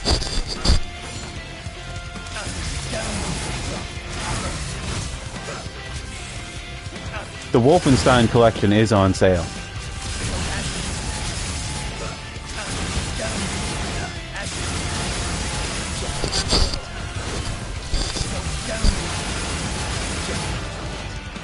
I keep thinking about picking it up, but there's one of those games that's entirely multiplayer and I have nobody to play it through with.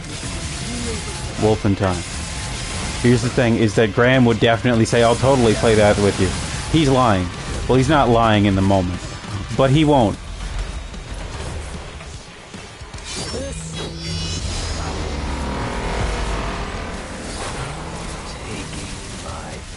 He doesn't know he's lying. He does mean it when he says it. He just then doesn't follow through.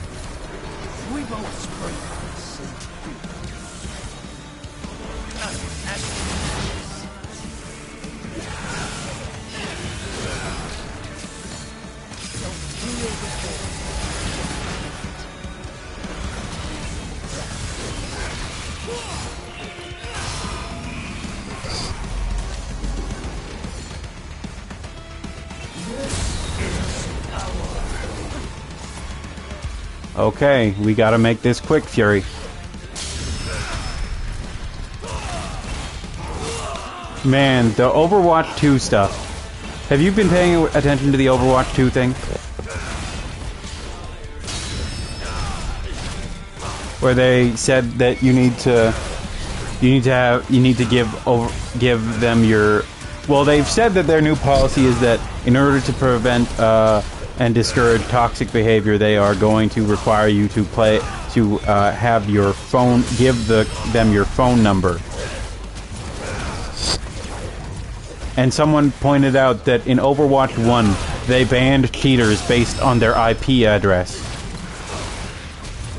And that means that they already have it in their ability to ban anybody that they want. And this is entirely a scam to get phone numbers and sell your info.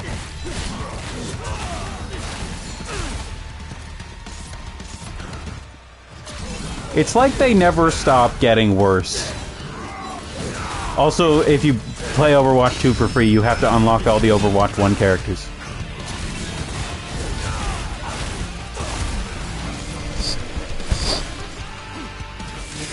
So if you want to play Overwatch 2, have to. They're like, it's free, but if you didn't buy Overwatch 1, you have to buy Overwatch 1. It's like, that's not a free-to-play game. That's just a pay-to-play game with more steps. Like, like to quote Rick and Morty, look, that's the exact same thing. Like, you aren't changing anything. Well, you are changing anything, but if you just say, yeah, there are 30 characters you can't play if you don't pay, but you can just buy them all, then you're really just doing that anyway.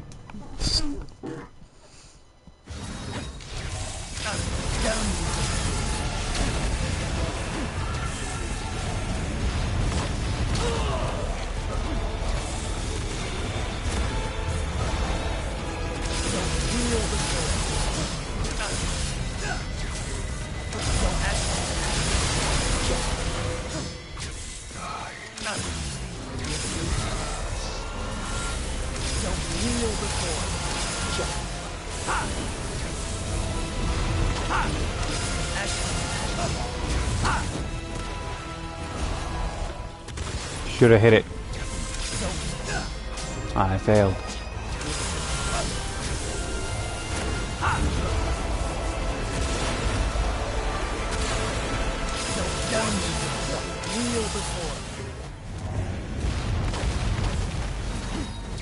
Okay, here's my problem with that attack.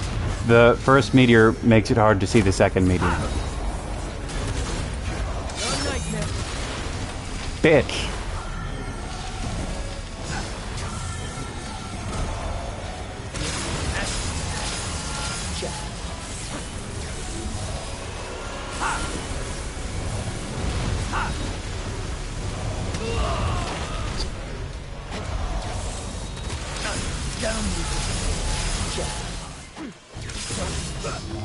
Okay, here's a question. Do you think...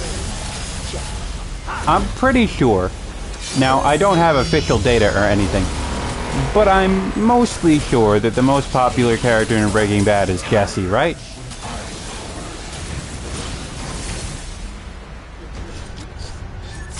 Like, some people might say Saul, but I think they're wrong. I think it's Jesse.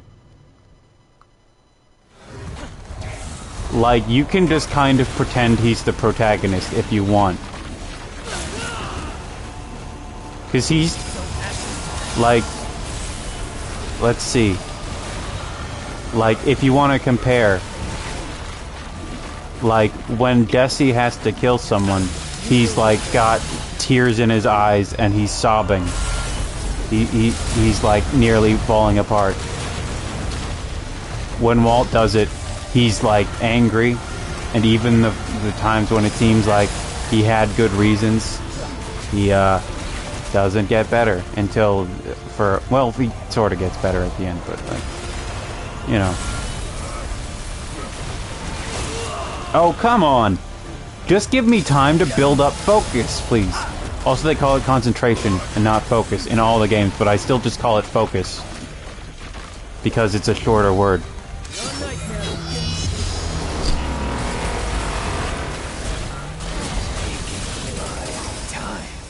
Here's the thing, I don't want to use up my Sin DT yet.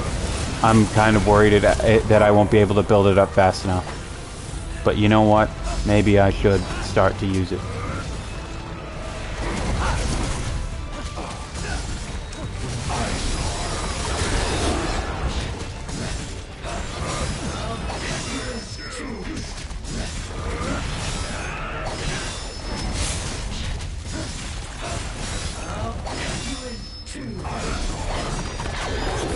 Vergil is genuinely made to be stronger than just about every other character. Except if you're, like, super good with Dante, and maybe if you're absolutely beyond perfect with Nero. Yes. Yes. Like, case in point, Dante's Sin DT gauge takes 12 units of DT to power up. Vergil's takes 10, which means you can go into it twice in a row. Dante, you cannot do that.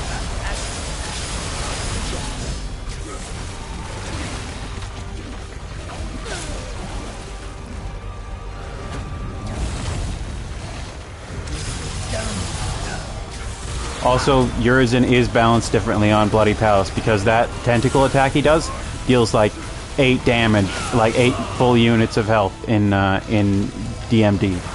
Which is, of course, not fair at all because of how difficult to dodge it is. But they rebalanced it here so because you're supposed to die when you get hit by it as Nero. But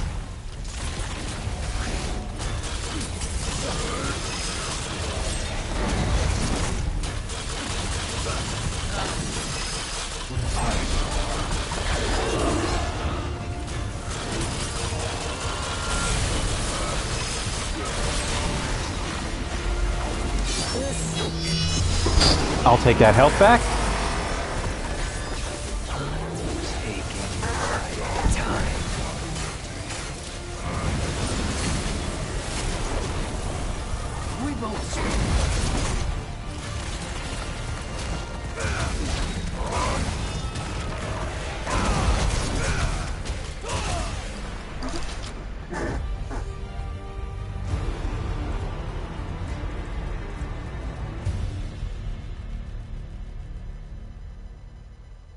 Oh boy. We are having... there is discourse in the other Discord server. Oh boy, here we go.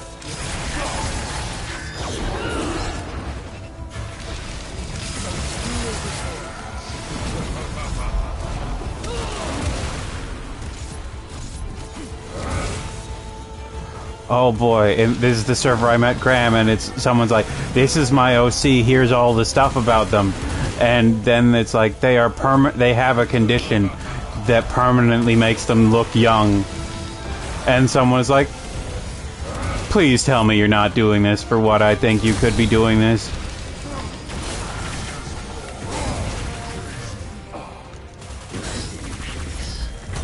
There is yet to be a response.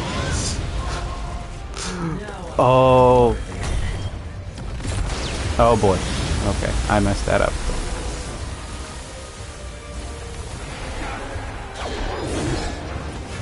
is also the person who posted the Pokemon stuff. They're also the person who argued in favor of incest.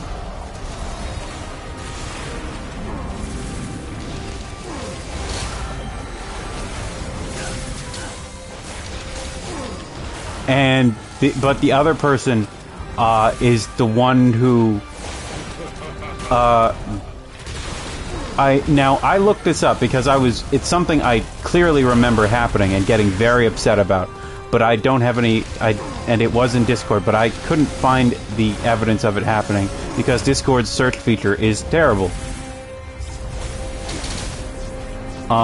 But I said I was scared about the rise of white supremacy one time, and they said I'm even more scared. Well, she said, and I'm like, you're a white person in Scotland. I did not say that. I chose not to engage because I have a bit of a problem with losing my temper with people and saying yeah, but I chose not to do that. But I still was very angry.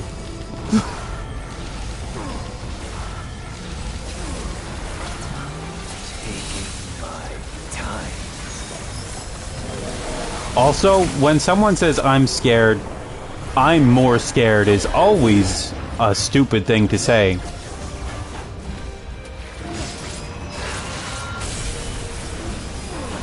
Or just generally, I'm feeling bad. Well, I'm feeling worse. Shut up.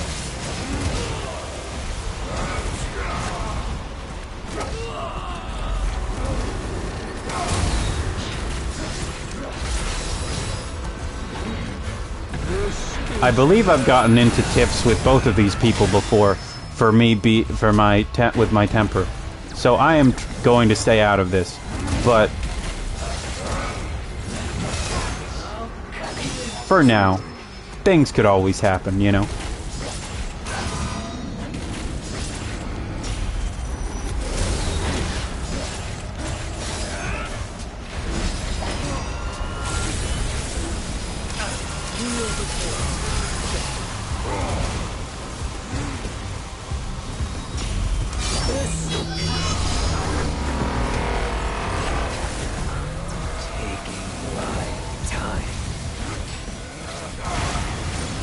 You can block them and then just not see what they say. That's about it, though.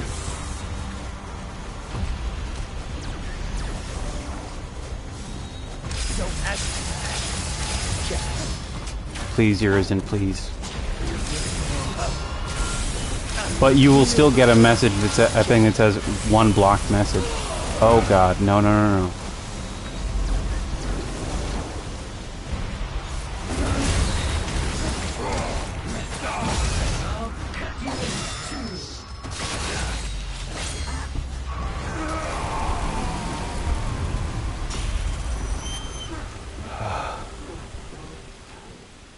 Though the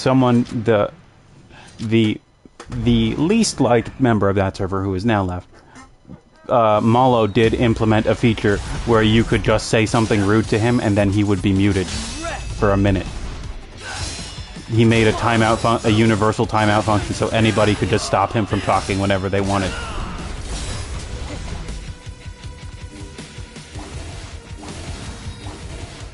Yeah.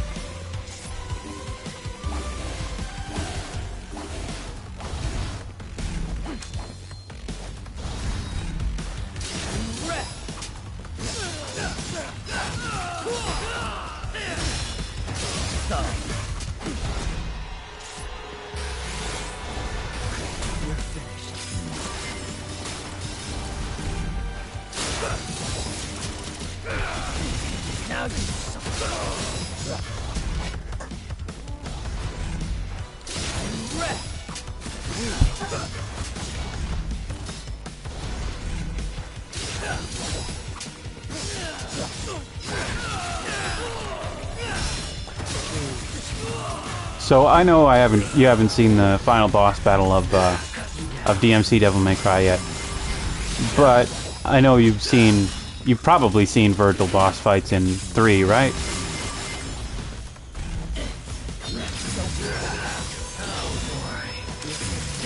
So he also just blocks bullets in 3 when you do it, and he does like a little cyclone blur attack, right, where he twirls the sword. And in DMC Devil May Cry, they do that, but it looks worse. And it's just the same animation, but worse, which is what a lot of things in Devil May Cry, DMC Devil May Cry, could be described as. The same as a previous game, but worse.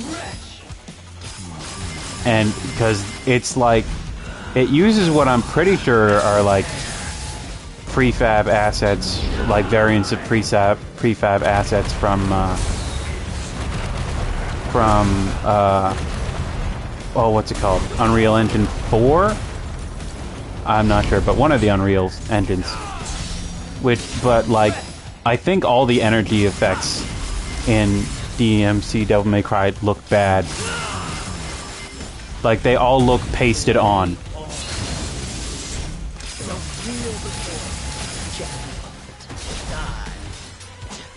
Like, they look like they don't, like, look like they fit. Like, they look worse than they did in 4. And it came out 5 years after that?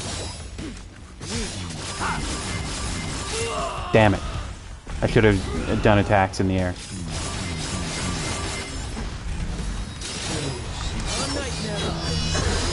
Get that health back.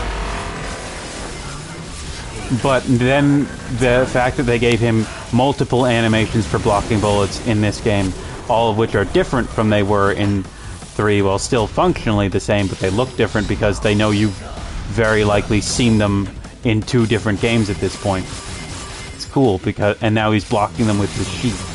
And that means that if you shoot at him multiple times, you'll see him cancel into different animations, and it looks like he's being super fast and blocking them all, instead of one consistent animation that's just like, you're not allowed to do that. This time it's, oh no, he's faster. And he will stop everything you can do in a different way just to flex on you. Which is exactly what he would do.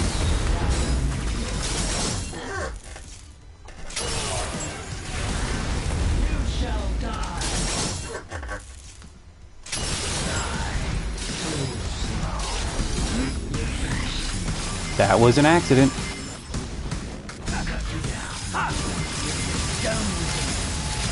I can do that too.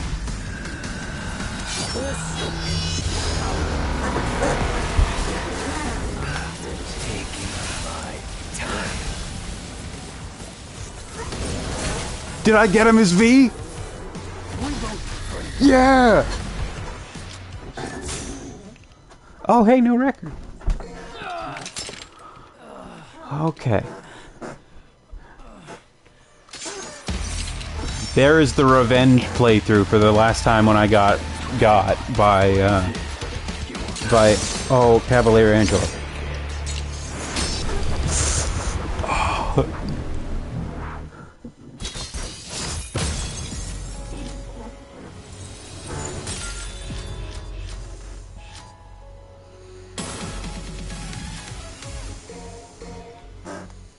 Alright, now I need to go and kill yours, and I'm sorry. Nope. Not as Vergil.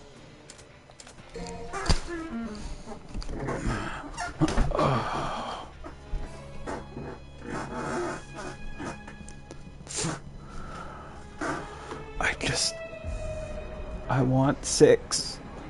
This game is like bordering on perfect. But I want 6. I hunger.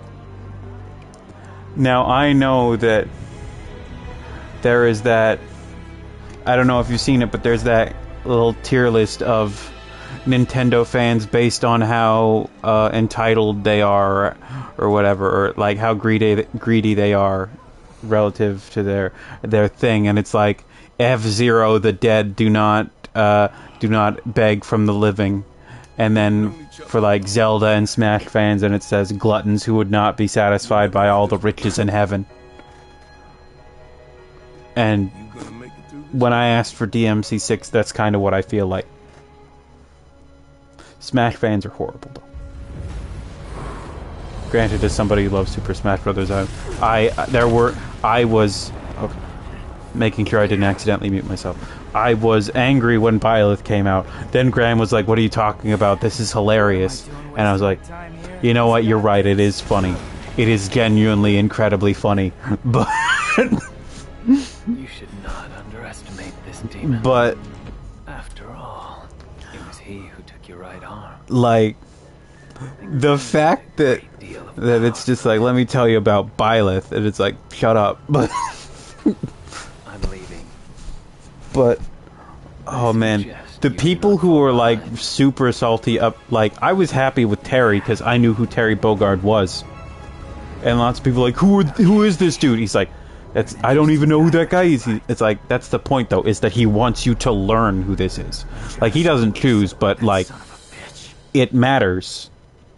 Super Smash Brothers is a fighting game. Terry Bogard is from what was in the 90s, in the first half of the 90s, the second most popular fighting game franchise. The first half of the 90s being when fighting games became popular. He is formative to the genre. Like, it's like complaining about like the Namor, or Namor being like given some kind of attention in a big comic book thing, and it's like, no, Namor is important. Namor matters.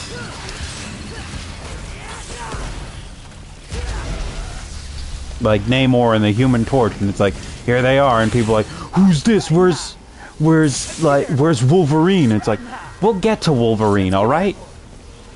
This is history. I trust you. Sort of is the answer, Nero. Sort of. Not entirely, but sort of.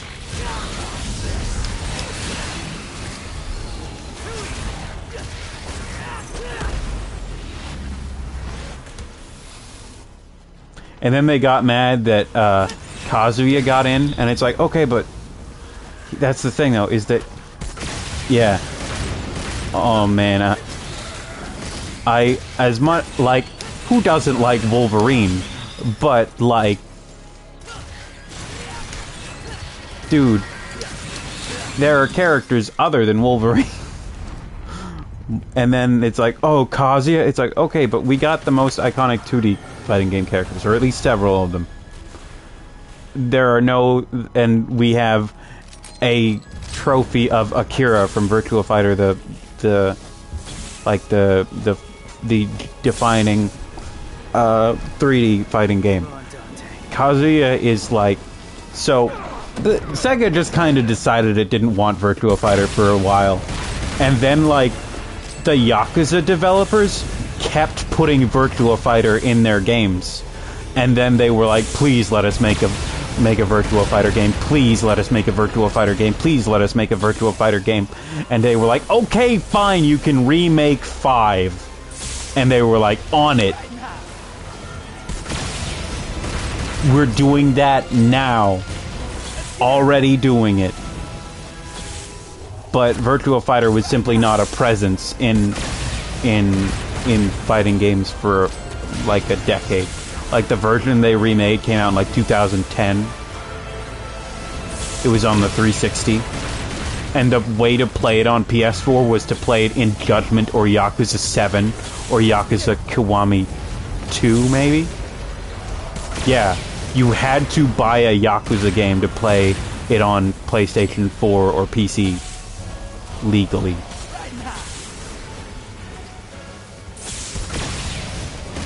and then they were like, we're remaking it. We're going.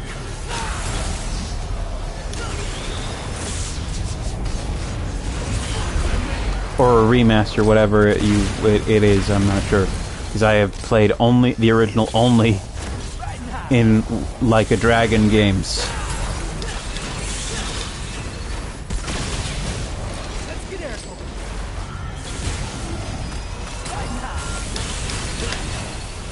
There we go.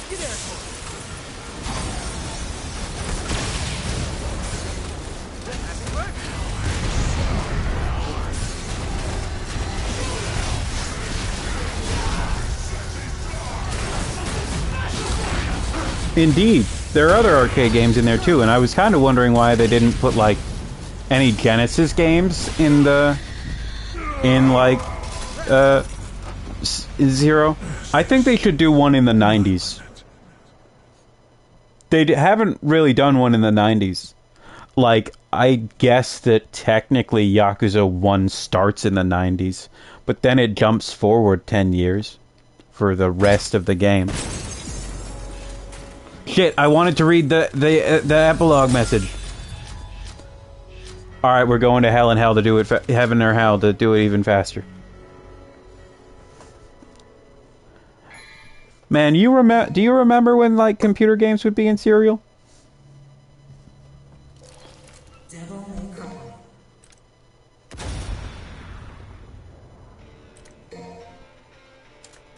That was neat. The games, like, always sucked. or like, they didn't work on my computer. There was this... We had this copy of Atlantis for PC. Like, Atlantis, the Disney movie. Like, the... I don't remember what the subtitle of it was. But, like... We just had that. But we tried to get it to work... And it never worked on our computer at home.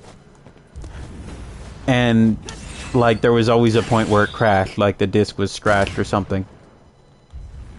And sometimes I would just, like, ask my brother, I was like, can we try to get that working? And he's like, it doesn't work. And I'm like, oh, but... Because I was, like, 6. I feel like I have changed track multiple times. Oh, yeah. Kazuya. People were like, why would you put him in? It's like, he matters. And he'll be neat.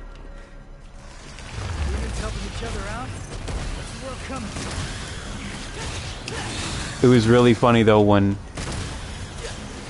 what's his name? Ryu got added. There were people who were like, how am I supposed to do a combo in this game with this character? Pushing down, forward, and then an attack button to deal any sort of damage or whatever, to do a combo with his special move. That's absurd. And it's like, that's something people have been doing since 1993.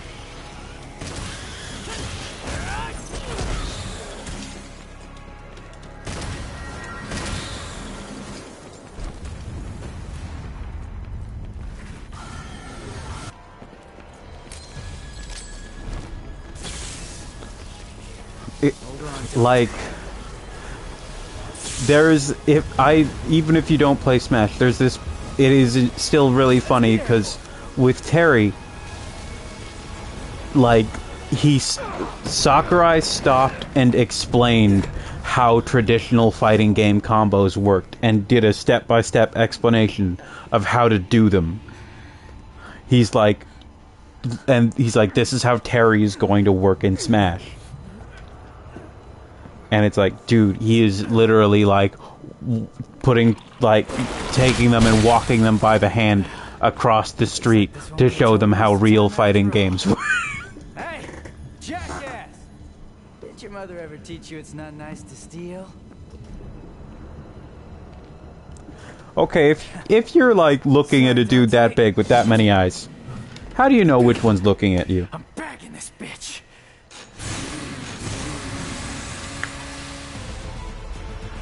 And that's the thing, though, is that, like, Tekken is relatively accessible at least for the later games to play for like beginners. There's a button you can hold to do special moves. Yeah. So there was a bit of a problem where fighting games were kind of dead for a little bit in the PS2 era. There were still some around, of course, but like they just weren't the overwhelming force that they were in the 90s. Because of games like this one, actually.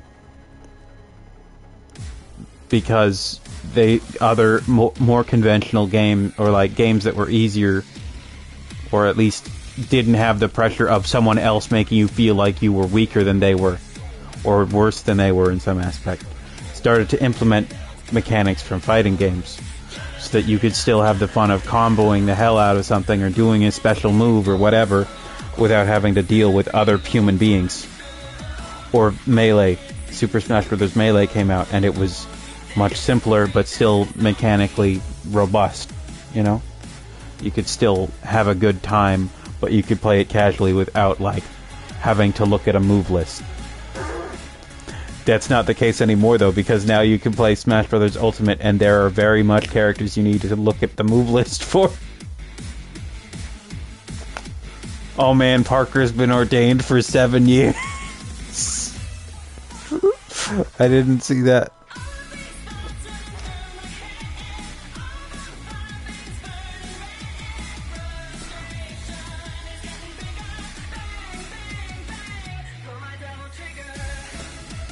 There are, like, also jokes in, like, Smash that are clearly meant for, in some Smash videos that are clearly meant for people who have played fighting games. But those will definitely go over some people's heads. There's this part where, there's someone where Guile is an assist trophy and he's crouching on a ledge. Which basically so, if you hold back, tilt backwards as Guile, and then tilt forward and hit punch, he can shoot a projectile that's pretty strong. And if you tilt down and then up, hold down and then tilt up, he can do a leaping kick that's also strong. So those are to prevent you from coming forwards towards him either directly or from above. Guile's whole thing is that he is incredibly defensive. But when he's crouching, you can be holding down and back at the same time and he won't move. So then you can tilt forward for a projectile and hit the punch button, or you can tilt upward and hit the kick button for a rising kick. So when you see that, when you see him crouching at the edge, it's meant to indicate he's just not gonna let you do what you want. He's gonna knock you off the edge and then he's gonna sit there and be a pain in the ass. And it's just supposed to be a little joke, like this situation that you were probably tired of dealing with in a video game from 30 years ago. It can happen in this game now. And it's funny. And some people are like, so what, he's crouching, what is that? What is that?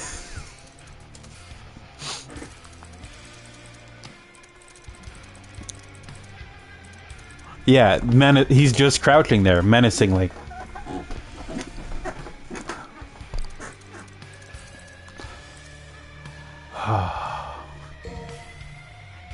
Terrorizing the people who understand. Exactly.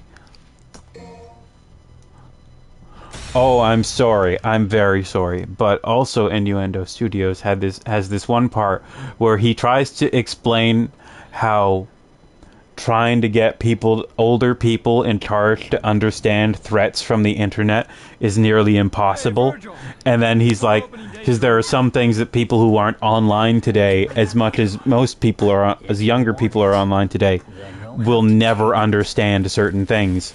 And then he shows an image that is a line in the upper left, 2 lines in the upper right, 2 lines in the lower right, like vertically, then 1 vertical line and 1 horizontal line in the lower right. And he's like, how the hell? He's like, if you show this to someone in their 60s, they will have no idea what this is supposed to mean. They might think it's a gang sign or something. Time to finish this work. He's like, Once and for all. he's like, similarly, yeah. And he's like, similarly, how am I supposed to explain to somebody that this is a rape joke and points out that it's simply a picture of a girl wearing a shirt with 2 particular colors on it. And it's like, he's like, see, if you don't know it, it just seems like colors, but that's what it is. And it's like, oh, okay. And he explains it. I won't do that. But it's like, that's what that is. And like, it's become nearly illegible to people. Like, that's what hieroglyphics must like. That's what they look like to us sometimes, you know, or kanji. It's like, how am I supposed to understand this?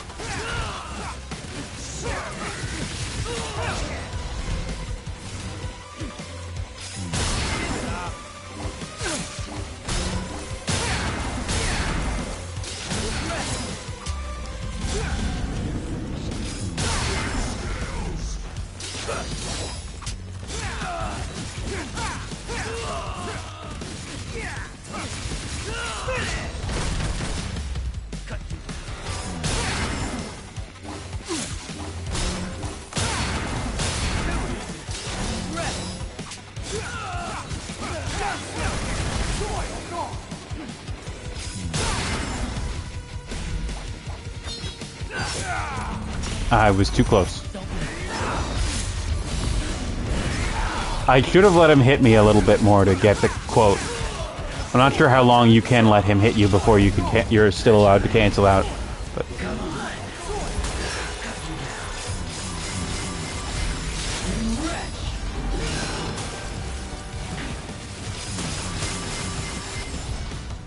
and he also talked about how, like, in online, when it comes to like online harassment, a lot of like police officers will be like, just turn off the computer.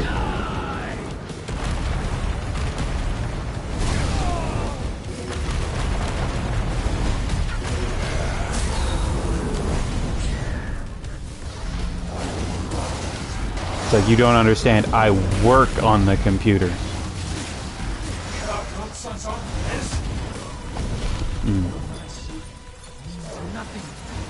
And he brought up like a statistic where it's like 40% of police officers asked at this station didn't know what Twitter was. And I'm like, oh dear God, okay.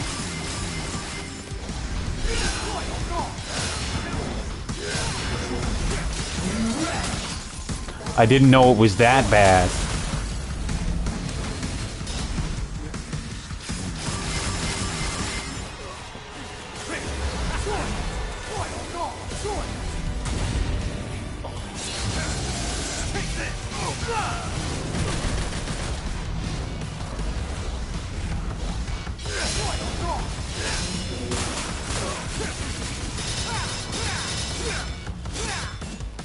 I was not doing any of the right commands there.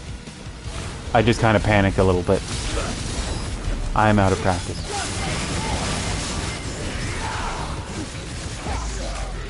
Okay, got him without dying on hard mode.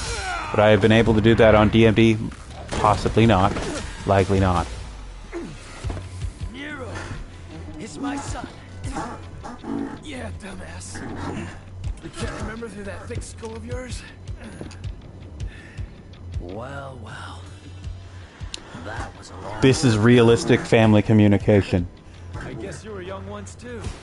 As much as I'd love to hear that story, I think it's about time we ended this.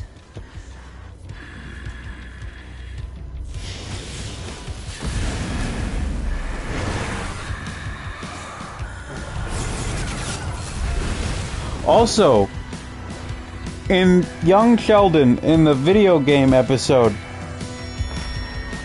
even though it was very clearly supposed to be Zelda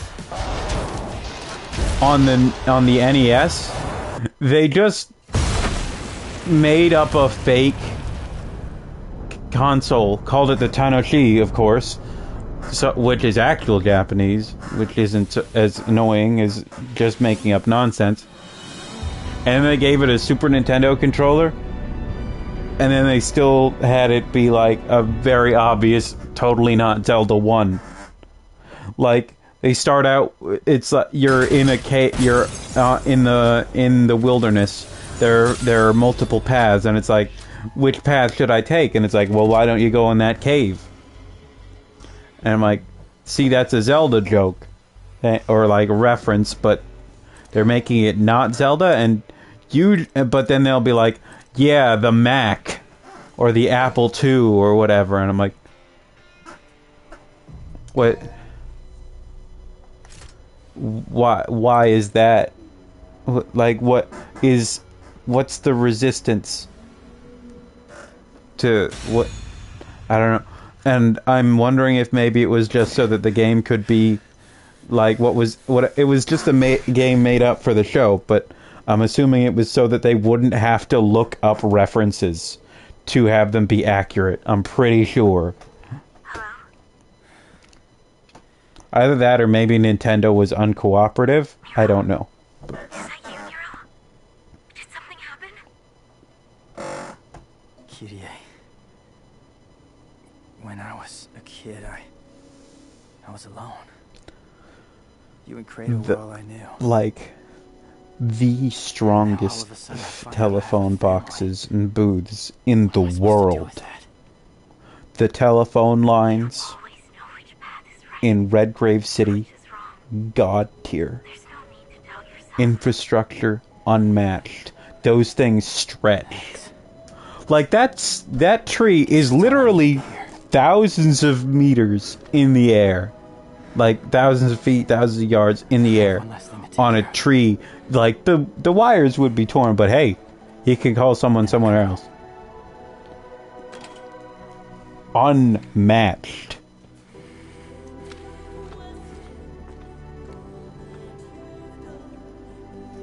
I couldn't protect Kratos. To this day, I hate myself for not having enough strength. But this time is different. I swear! I'm not letting you die!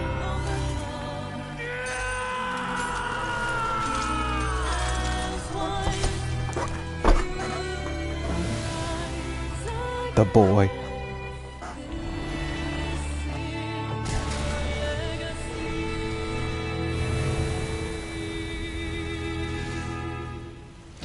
I just wanted to see what happened when you beat Urizen, because when you beat Bloody Palace, it goes like the legend continues, and then when you beat Urizen, it says a new legend is born. And it's like, ah, okay.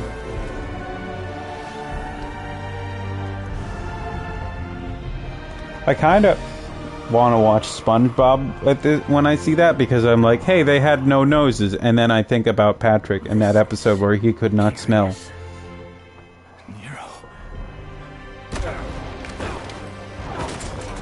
He doesn't have ear. None of the... Sandy's the only character with ears.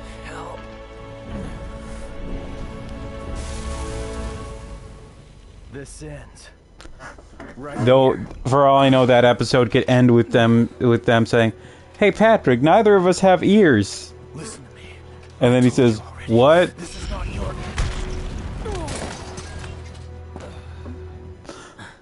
You listen. God, SpongeBob is so funny. I won't let you kill each other. Where it's like, yeah, they're underwater. There are other ways. They lit a fire. They're watching TV. I'm putting a stop to this sibling rivalry.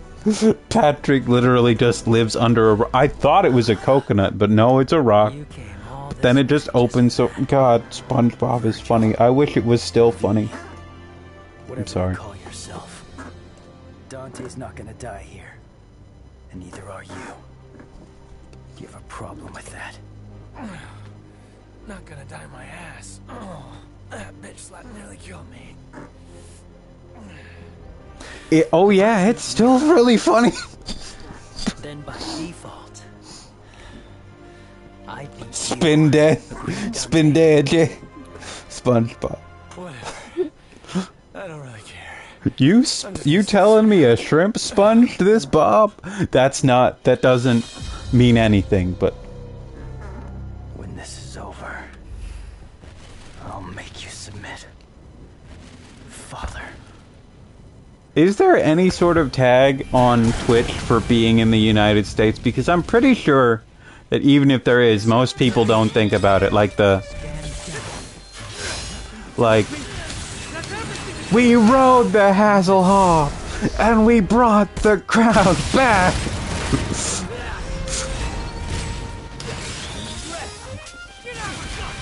Every bubble-blowing baby will be beaten senseless by every able-bodied patron in the bar.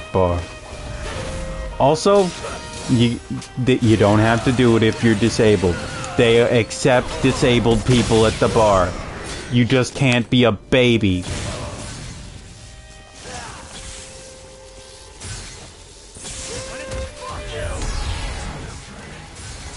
Let's hope I'm in range. I'm in range! However, I knocked him too far back. Well, I'll just have to land this when he does the dive. Will I be able to? We'll see.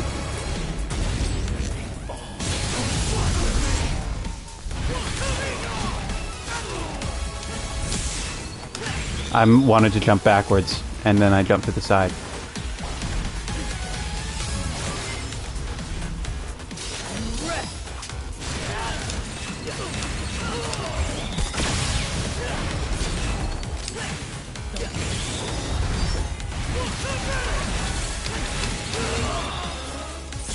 Oh, you're dead. I could have gone for, oh, what's it called?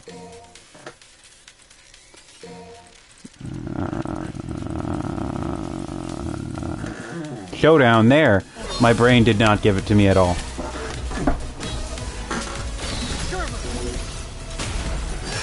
But I didn't. That was short-sighted of me. I got too excited. Mistimed.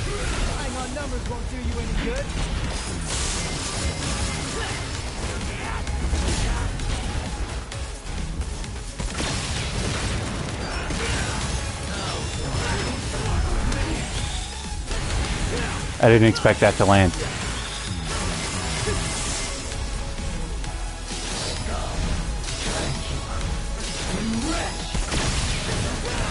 Every sound in this fight is one of the best sounds in video games.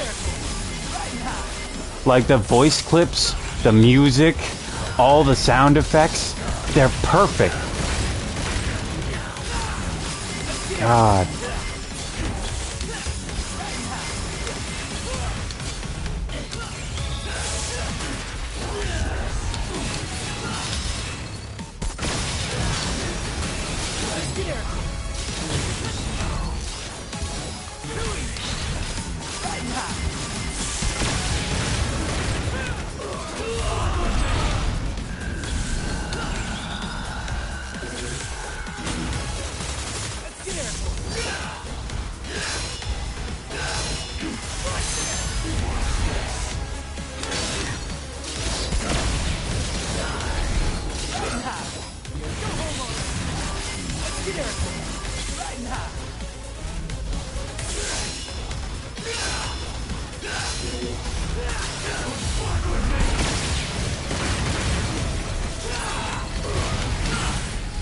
Damn, I was allowed to yank him because he was stunned.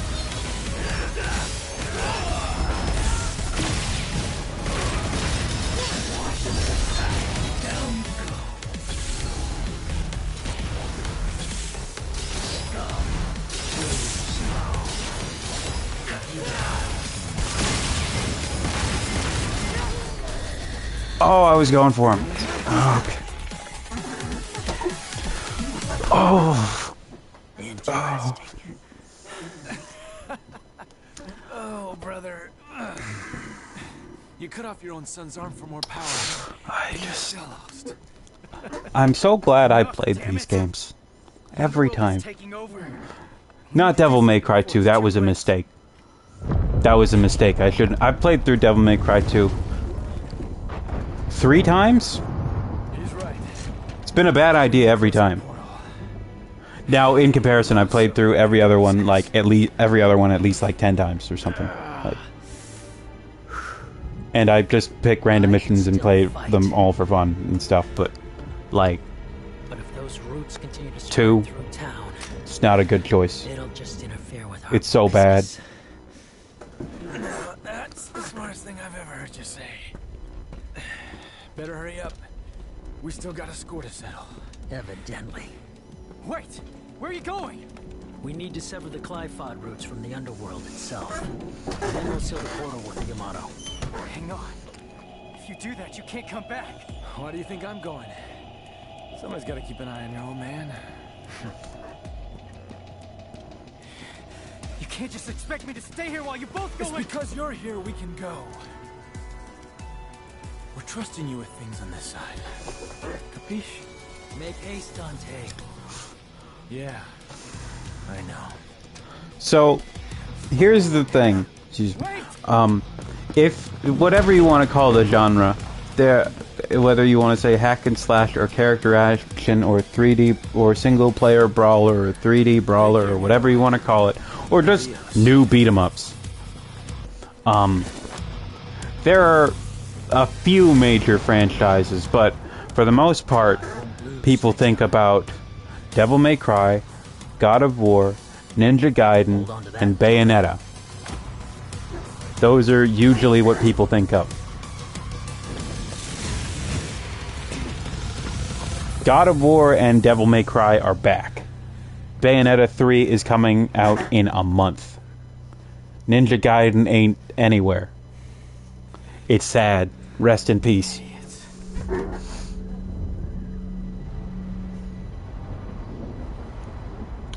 Okay, do you want to hear my rant again about hack and slash? Because I have it, it's locked and ready, but...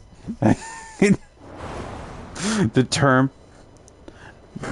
Okay, alrighty, well, here's the thing. I have heard the term hack and slash used to refer to... I've heard it. People say that about, like, Devil May Cry 3, Dark Souls, Castle Crashers, and Diablo. All of which are entirely different games. The only thing that you really have in common amongst all four of them is that you hit monsters with a sword. Lots of weird stuff happens. Like, Castle Crashers is like a party beat-em-up. It's not especially deep, and it's really more like just have fun with friends while there are poop jokes. And then Diablo is more about finding loot and going on long quests and searching around in dungeons, seeing if there's any cool stuff around.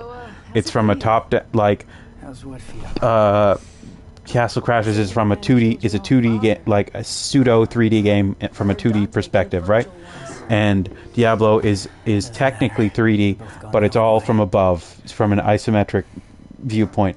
Then Dark Souls is 3D, but it's a slow, tense pace where making one or two wrong moves can get you killed. It's more about being a gripping adventure, action adventure type thing than it is about feeling strong. Like, you do beat things and you feel triumphant, like you conquered them. But it's not because you were strong for the most part. It's usually that you persevered or you learned.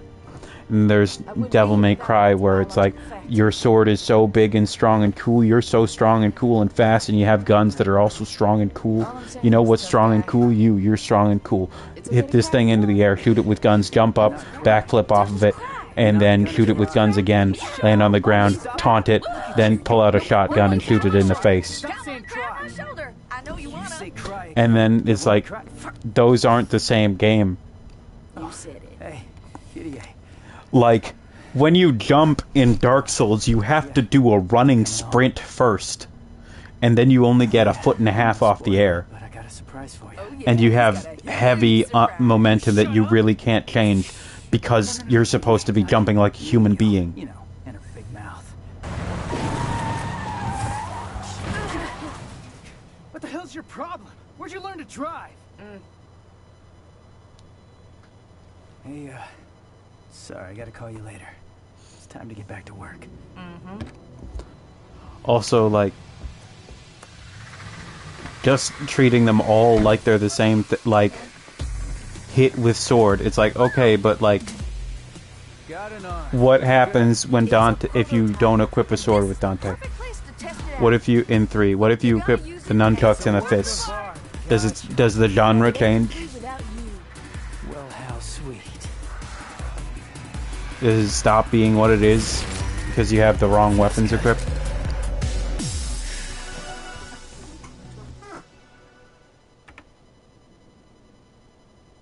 You'll get fixed as soon as we get back. I have another confession to make. I've never touched a jukebox. I don't know if I've ever seen one.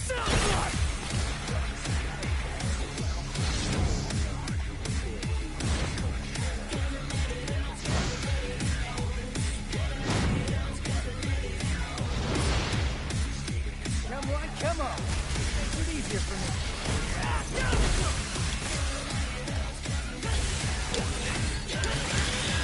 Digital jukebox.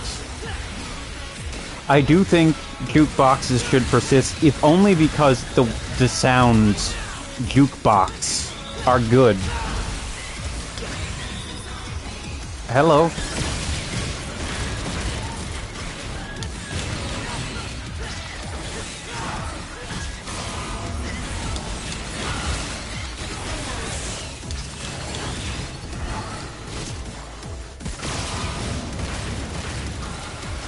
Thinking about a jukebox with Bluetooth is weird.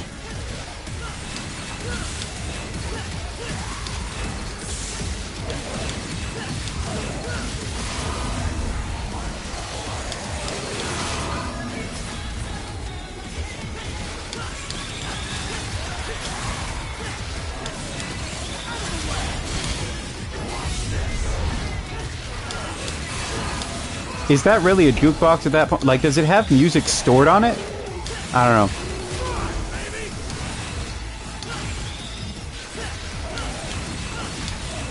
Nice. It gets pretty rough, so congrats on that.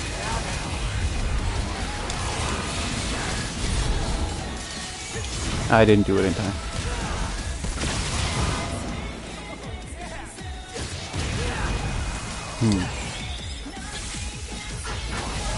Oh, good luck.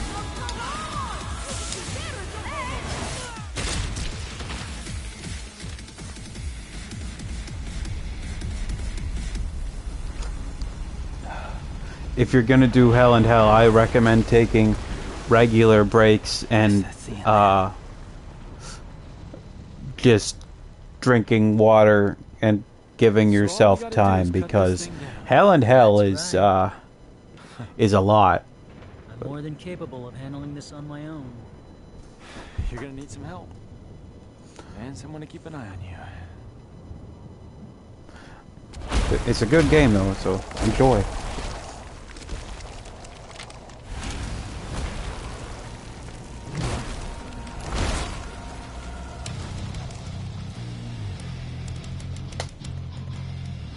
I don't know what weapon I have equipped.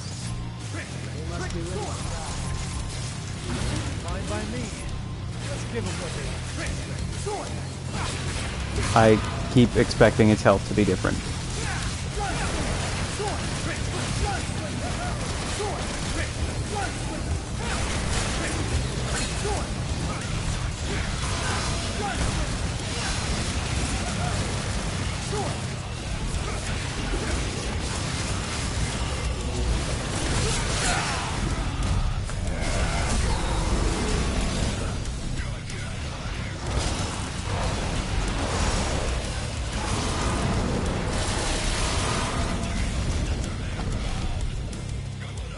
Oh, I hit the start button by accident when I was doing that.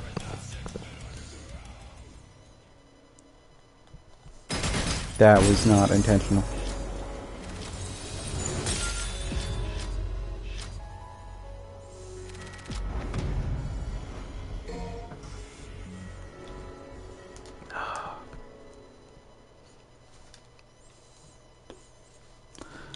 I don't have Heaven or Hell or Hell and Hell done on this version of the game, but I do have them on the original.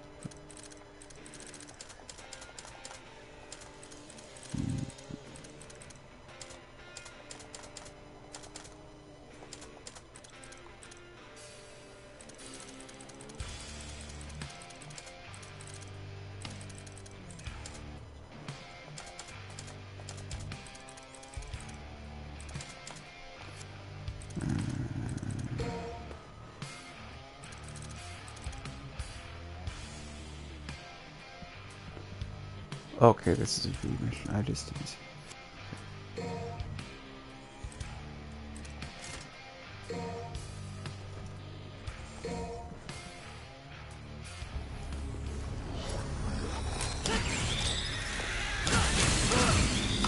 Did the camera angle suddenly feel weird for you? Because it did for me. Because it felt like, oh, the building is bent. Duh. I thought the building was level. It's not.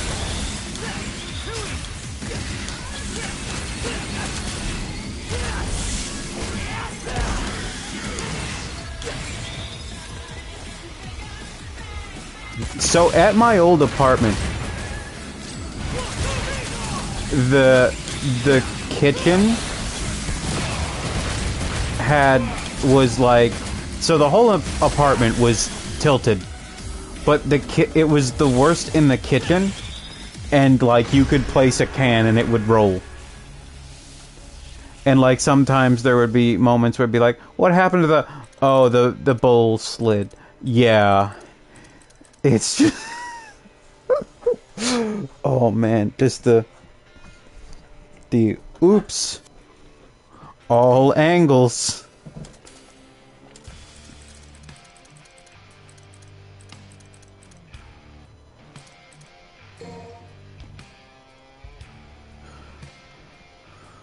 Man, like sometimes that stuff happens because of like tectonic or stuff or just that it's kind of the foundation is sinking a little bit, or something in there is like it's just like starting to crack or bend or whatever. But like, maybe don't make houses that slowly fall to one angle as a personal favor to me. I'm begging you. I don't like just having stuff roll around. Especially if you drop something and you need to pick it back up. The dogs didn't like it either, because if they had a ball in there, it would roll.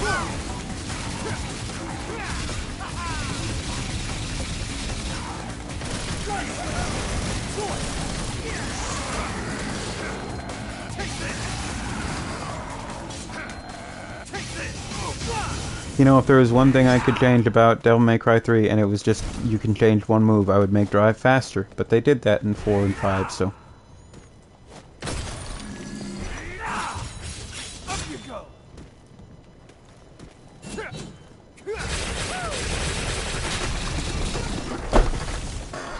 Oh, man.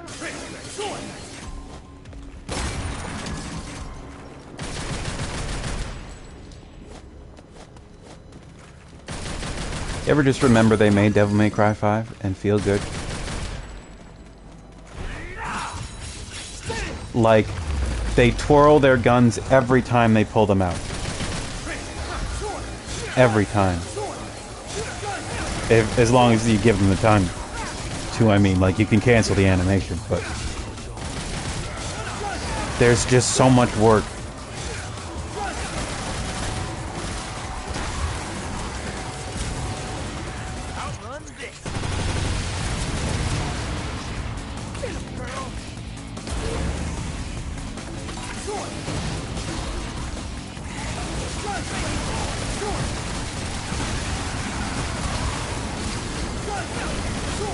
Yeah.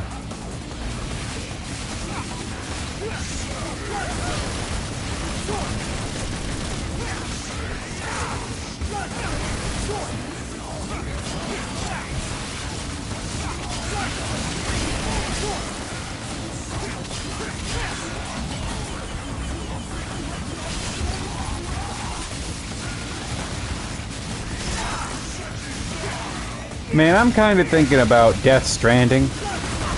So, like, I haven't played Death Stranding, but generally when a major developer leaves a big company, like a known developer leaves a big company and goes and starts their own, the first thing they make is, like, their most famous title, but with more creative control, right? I'm not a fan of ruins. Excuse me, like... Kamiya leaves Capcom, makes Bayonetta.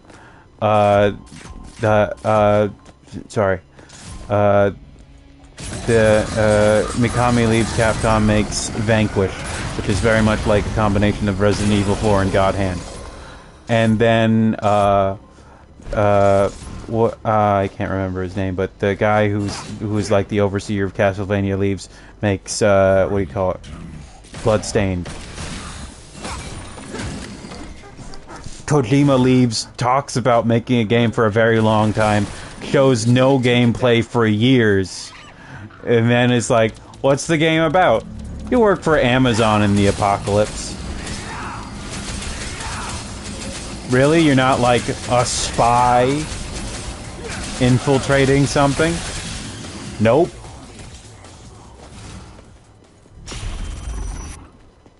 Delivering packages.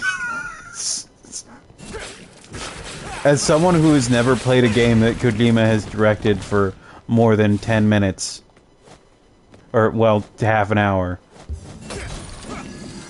and then he apologized. Sorry, I didn't mean to be so goddamn right. I'm amazing. I'll try to be less amazing in the future.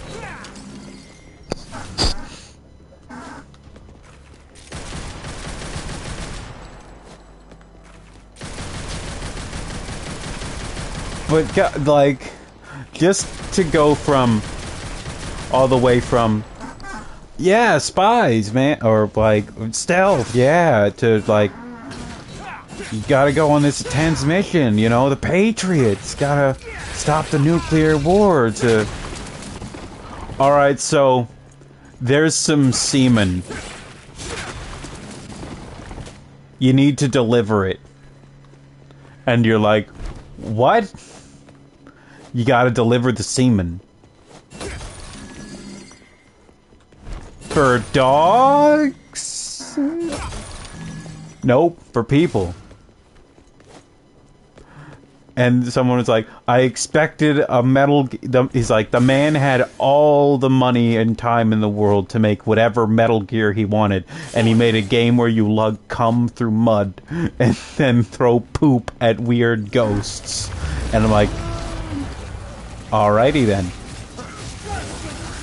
And then he made a special edition where he added way more combat and stealth stuff. And I'm like, did you do that on purpose? Did you make an entire game knowing exactly what people wanted from you and then just not put it in but left it open to put what people wanted in later just to fuck with people? And the answer is probably yes. I have no proof, but I think I'm right.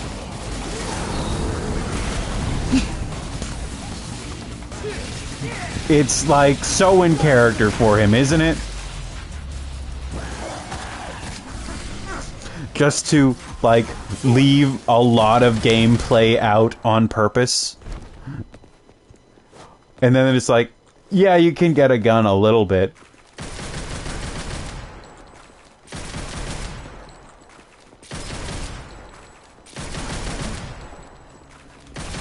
I keep doing this because it's one of the coolest things you can do in a video game. Twirl your guns out, do the boxer back step. And then shoot things, because you're cool. God.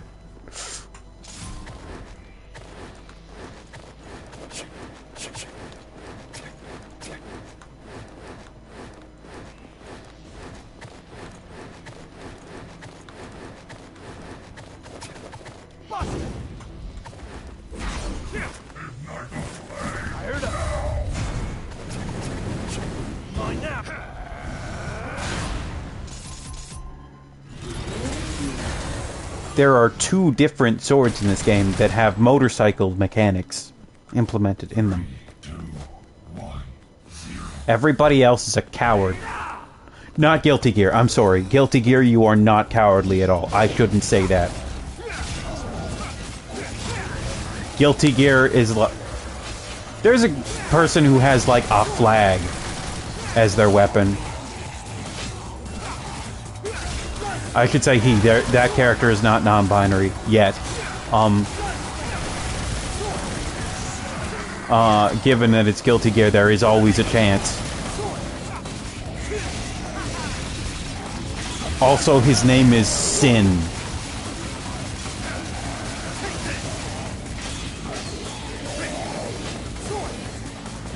We have Kai, Sin, and Soul. Soul bad guy. Can't believe... Yeah, Bedman. There's a dude who's always like... There's the Faust. God. I want to play Guilty Gear and learn how to play biking. I also want there to be an entire game made entirely about biking. So sometimes in fighting games they will make a beat 'em up about a single character from that fighting game. And I want them to do that with biking. I want them to do it today. And I want it to be out now. And I want to play an entire game with biking. Will this happen? Probably not. But I'm not a quitter. Dear God, like... It's like, what if Guts, but Samurai, and Lady? And I'm like... Don't stop. Keep going. It's like... No, that's it. And I'm like, perfect.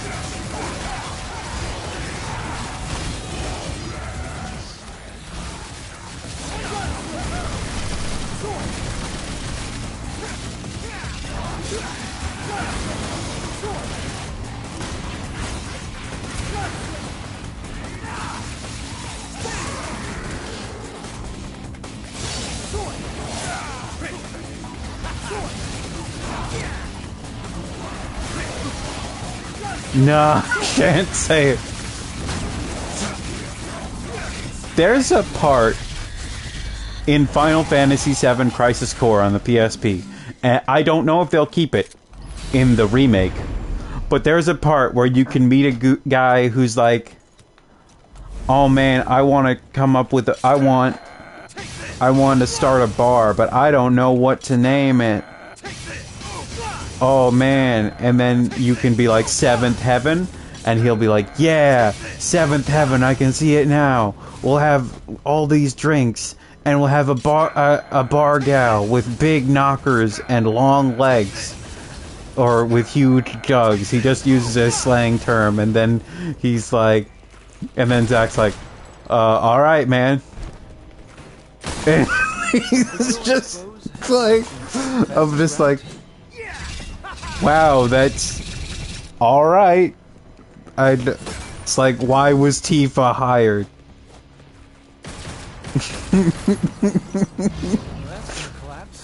And it's like, well, I'm pretty sure Barrett later bought the bar and then used it for his terrorism, but... Or maybe it's Tifa's bar. I don't know. Everybody calls it Tifa's bar, but I don't know if he owns it or just works there. But there's just like an underground fort for terrorism, so I don't know. It would be really funny if it's like, and I want that girl to be a terrorist. You just need to remember, every main character in every playable character in Final Fantasy VII is a terrorist. The original.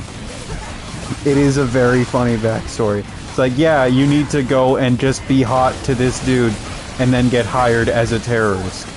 Then get hired, and then we can use the bar as a base of operations for terrorism. That's your job, Tifa.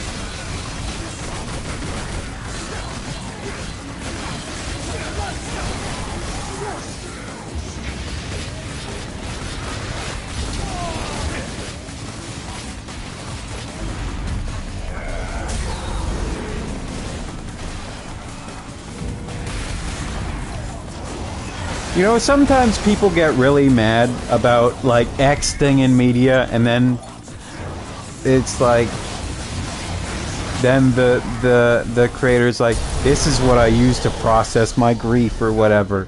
And it's like, yeah,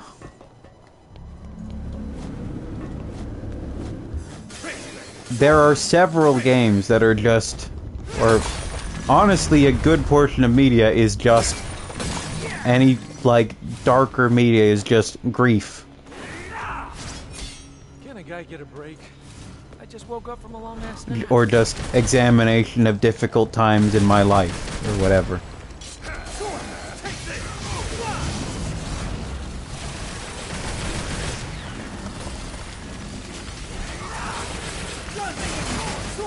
And those are generally the things that people take very personally. Or it's like, well, why did you take this one piece of media personally? Well, grief. It's like, yep. Oh, they're just gonna let me through. Boy, wouldn't that be the day. Because there are a lot of people like, why can't you get Aerith back? And it's like, because that's the point. Oh, spoilers for Final Fantasy VII, by the way. Sorry. In my defense, it came out 25 years ago. I have to worry about not spoiling Final Fantasy VII again. That's the thing, because there are some people who don't know anything. They just know it's big and popular. And I'm like, you've had time.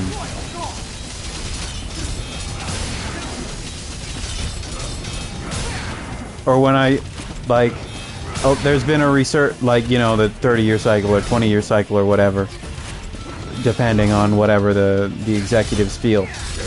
But, like, I said Trevor dies. Someone's like, Trevor dies? And it's like, well, yeah, he's a human being. And this story spans 900 years. Some characters will die. In fact, nearly all of the characters die. There is one character who doesn't die. It's Alucard. Alucard never dies. Because he's immortal and he doesn't have beef with vampire hunters. The vampires do not see him as... The vampire hunters don't see him as a threat, and no vampires are able to kill him. So, he just lives for the entire series. And so there's like alternate bad ending. Alright, so since we're spoiling Castlevania, actual spoilers for Castlevania. In one of the games, you play as Dracula's reincarnation. Because they killed Dracula so hard that he stopped resurrecting the normal way. In the 1990s. In the late 90s. In the lore of the Castlevania series. And if you choose to do the evil ending in one of the games with Soma, the reincarnation of Dracula, then he will then Alucard will be like, alright, gave you a chance, kid. And then you get to play as Alucard, the latest Belmont, and a known witch, a Belnadas witch, and then you have to go and kill Soma because he's Dracula now. And I think that's awesome.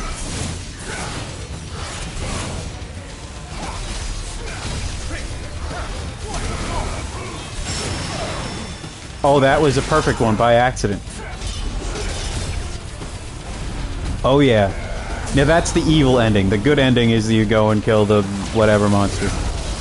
But it's just like, yeah, man, go do it again.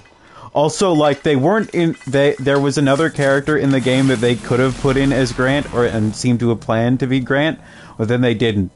Grant is, like, as big a fourth wheel as... Like, Grant is in the show, in the 4th season, as a largely different character.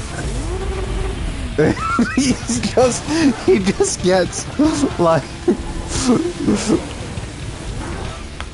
Like, in season... I'm like, yeah, season 4, they're like, I'm Greta of Dynasty. I'm like, damn, Grant, they trans your gender. You okay?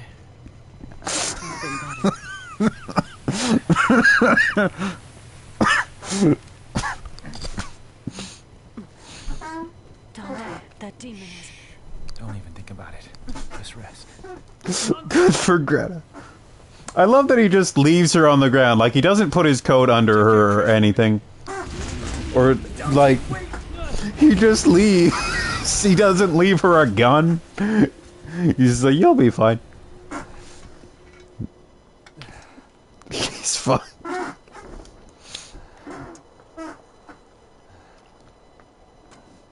I do like the... I'm a big fan of the new protagonist is here to take over the series. Old protagonist hangs out to... If they do anything wrong, they are there to kick your ass. I'm a big fan of that. Yes. And I don't think he can win.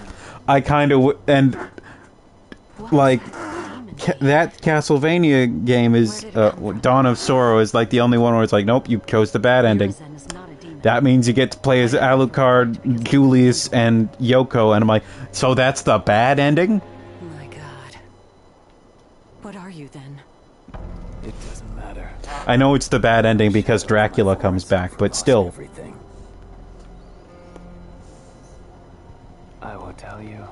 The problem, though, is they're like... So it's supposed to be like this hopeful future, right? In the good ending. It's like, yeah, the cycle has ended. But, like... What about if Soma dies? Because he's still just a human being with magic powers. When he dies, he's going to reincarnate again. And you'll have another potential Dracula to worry about. You're going to have to keep doing that for the rest of time. Like, I don't know how you killed him before, but you're going to have to do that to his soul. So many Draculas, exactly. God, I love Castlevania. Can't wait to play it someday. I haven't played that Castlevania game. I have a copy of it. Yeah. So they're in the older games. They're like every 100 years, and then they're like, that's only enough for like 5 games. And they just, yeah, it's like every 100 years, but also maybe every couple decades in between.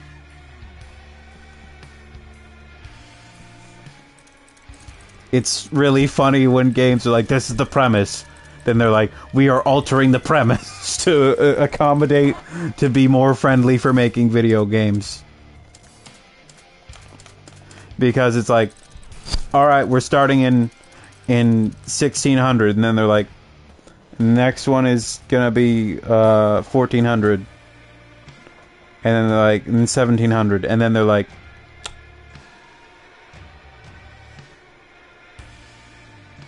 alright, how about we move on to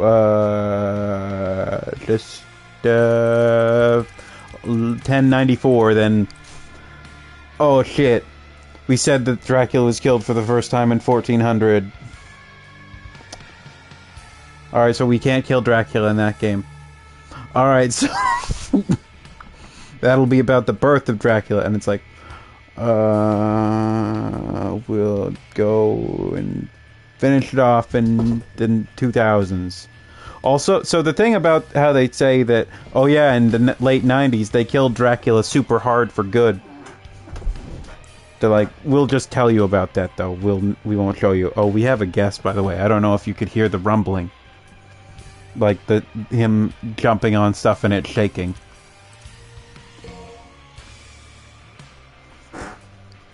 Here, let's see if he'll talk. Come here. Hi.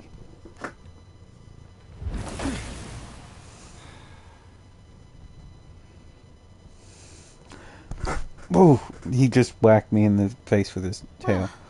Also, that picture earlier that I sent to Discord, he was just like sprawled, and he was hanging between my legs with his right paw just on the right side of my stomach, and his left paw on the left side. I'm like, dude, is this comfortable? Couldn't you lay like this somewhere else where I'm not holding you up? He's at the top of the Clyfod. It's the other way around, Dante. He is purring, but he's facing away from me, so I don't think you can hear him. But human blood is the source of demons' power.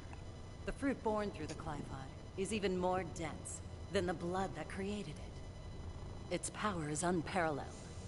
Even the almighty Mundus used it to become king of the underworld. Avid told me everything.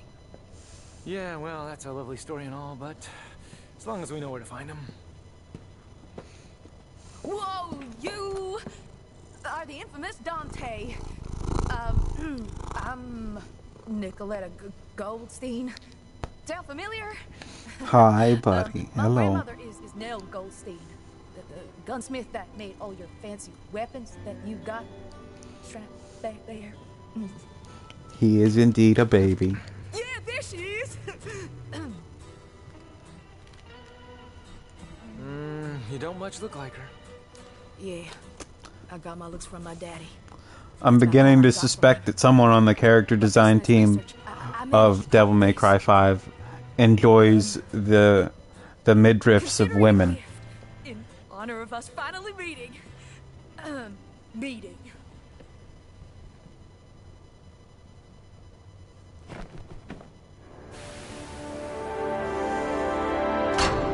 You have to play this. Let these cutscenes play.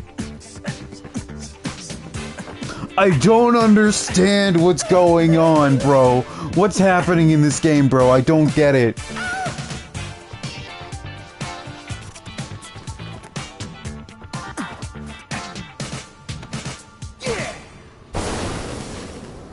Whoa! Yeah!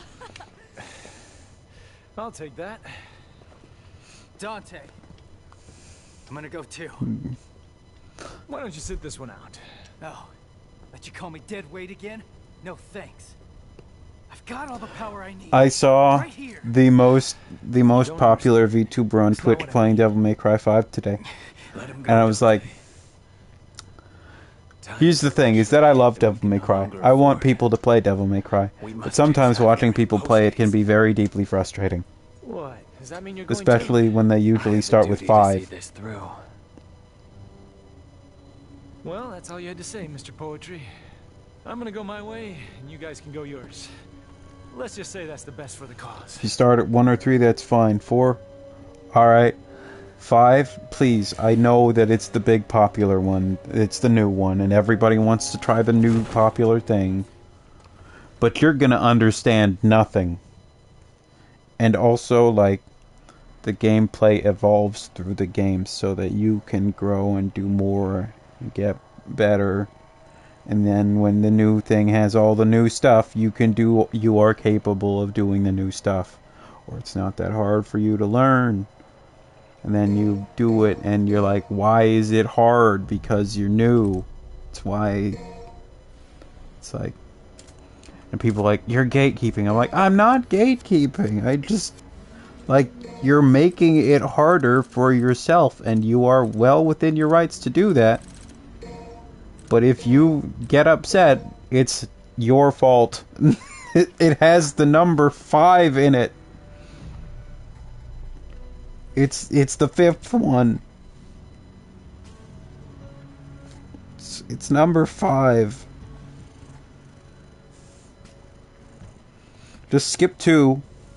So, like, people are like, I don't know how to play them. It's like, just skip 2. 1, 3, 4, 5. If you play 2 first, I feel genuinely bad for you, and I hope that God is more merciful to you in the future.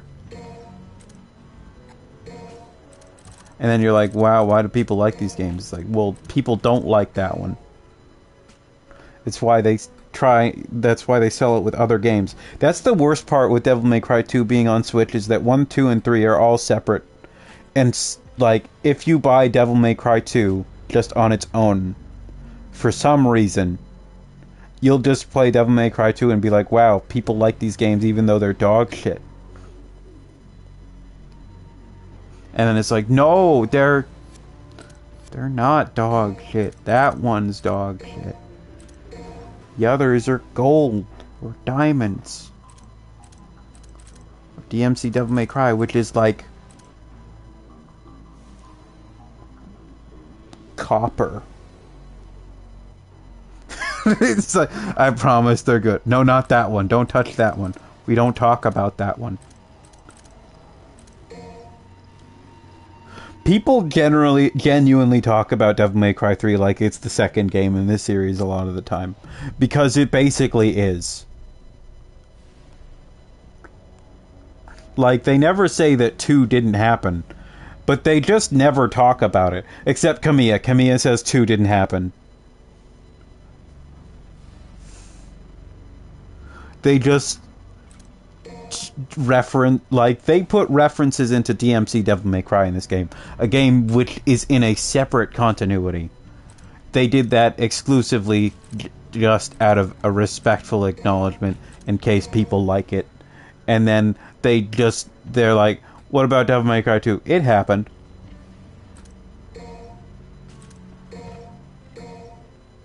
What do you want us to say about it? It's like, what is there to say? It is a game and it exists.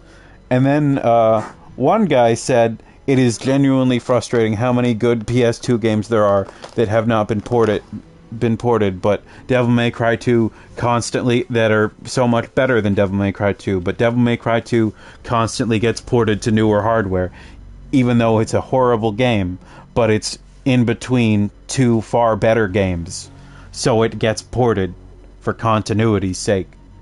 And I'm like, yeah, that does suck that we do not have, like, ports of Beautiful Joe. But we have... Okay, Devil May Cry 2 is on PS3, PS4, PS5, 360, Xbox One, Series, and Switch, and PC, and I think even, like, Mac and stuff. And it's just like, what about Beautiful Joe? No. The newest thing you can play Beautiful Joe on is one of those early gen PS3s that can play PS2 games. And a Wii. Legally, of course.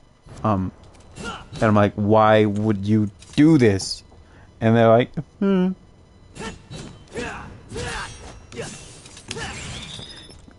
Make a Capcom Brawler bundle and put Beautiful Joe 1, 2, and God Hand out.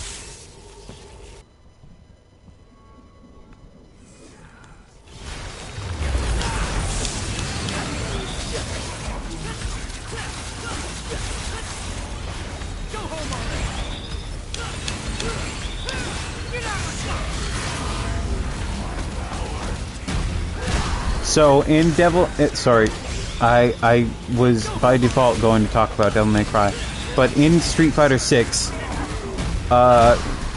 Ken has been recast, as is Chun-Li. Now, Ryu has not been recast, and I don't think Juri has been either. But some people were like, good, now recast Dante, because he's played by Ruben Langdon. If you're gonna kick out Ruben Langdon, I'm like, I don't think it's about Ruben Langdon. I think it's just trying to recast some Street Fighter characters. But I'm like, and it's like, Ruben Langdon's problematic, and it's like, okay, but he's crazy. Like, I understand if you disagree with Ruben Langdon's beliefs, but the man believes in 200 things about this world, and most of them don't make any sense. So when people like complain about him, I'm like, he like, I'm not saying that he's like, his beliefs are acceptable to me, but I can tolerate them when all the beliefs he expresses are largely nonsense. Is that a kind thing to say? Not particularly, but like, he tweets about aliens so much.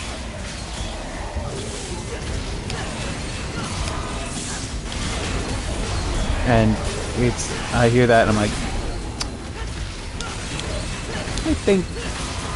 I think perhaps we live on different planets, you and I.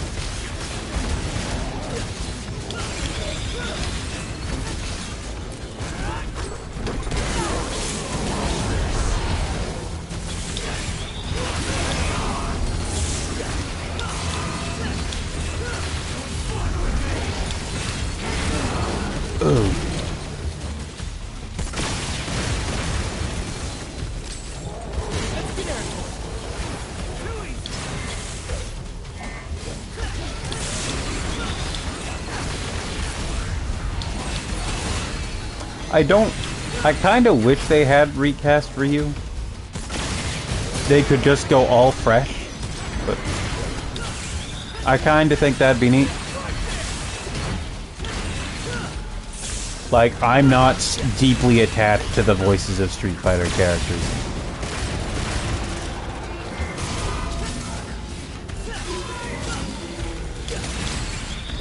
But if they were like, Ryu's fireball is I don't know. I'm trying to think of a cup. Is a pasty yellow now, I'd be upset.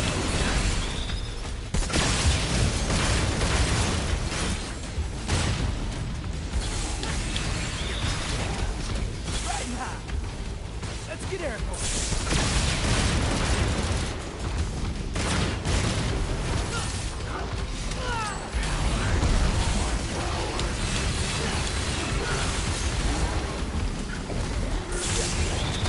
So the first time I saw this game in its entirety was on a stream, and on a stream archive, because I held back for like a month and tried to avoid as much as I could because I hadn't gotten the game yet. And then after no, that's a lie. I didn't hold back for like a month. I held back for like 4 days. Maybe a week or so. It wasn't nearly as long as it felt. But then he was playing this mission, and then one of the co-op people that dropped in was named like Amazing Aryan or something like that. Aryan. And then he says, nope.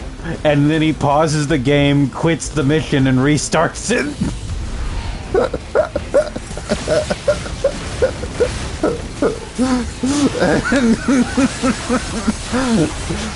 And then some people like, what? And then there was one dude in the comments like, what's wrong with being Aryan? And it's like, it's how Nazis ID themselves, dude. Someone said.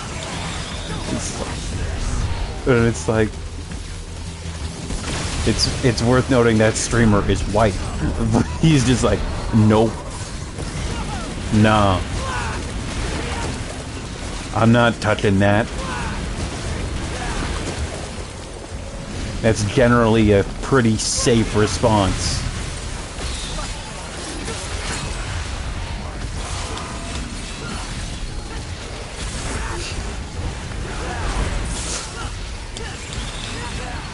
I need more stories. I've got to do more stuff.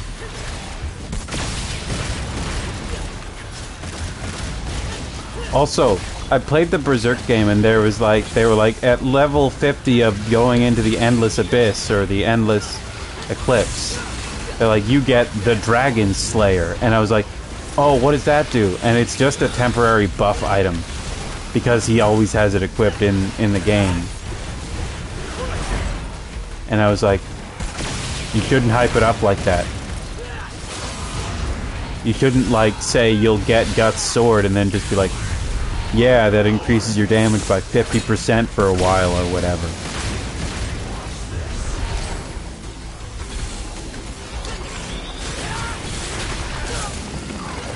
Oh boy, I hit the D-pad thinking I had some, but I did not. I did not have any DT.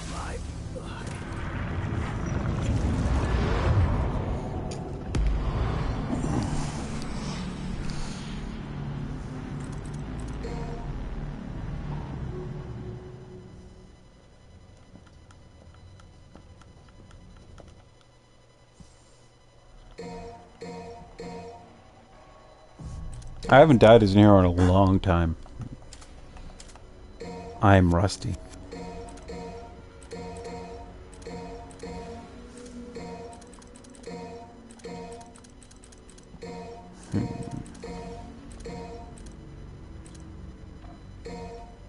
Nah.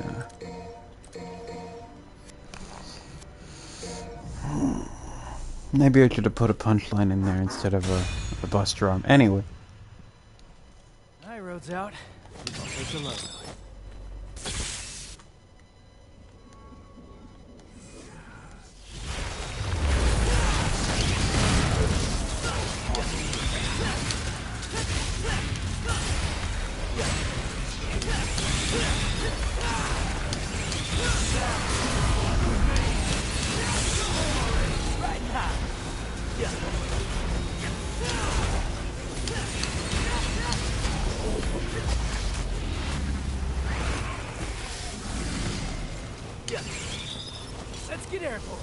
down to go up. Sure, that's true. Good. You get to go wide.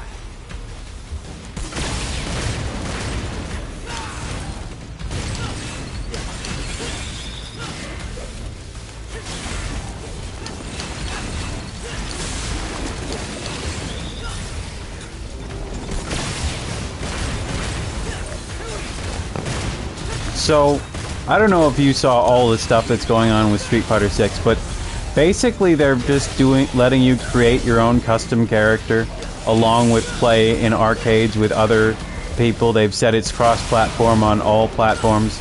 They showed the entire roster because it was leaked, and then, or at least for like the first season or whatever. They said it's going to have 18 characters at launch, and then they are putting other games in it, like you can play Final Fight and older Street Fighter games in Street Fighter 6. They're just putting other things in there, and there's like an explorable city, and basically they are going harder than any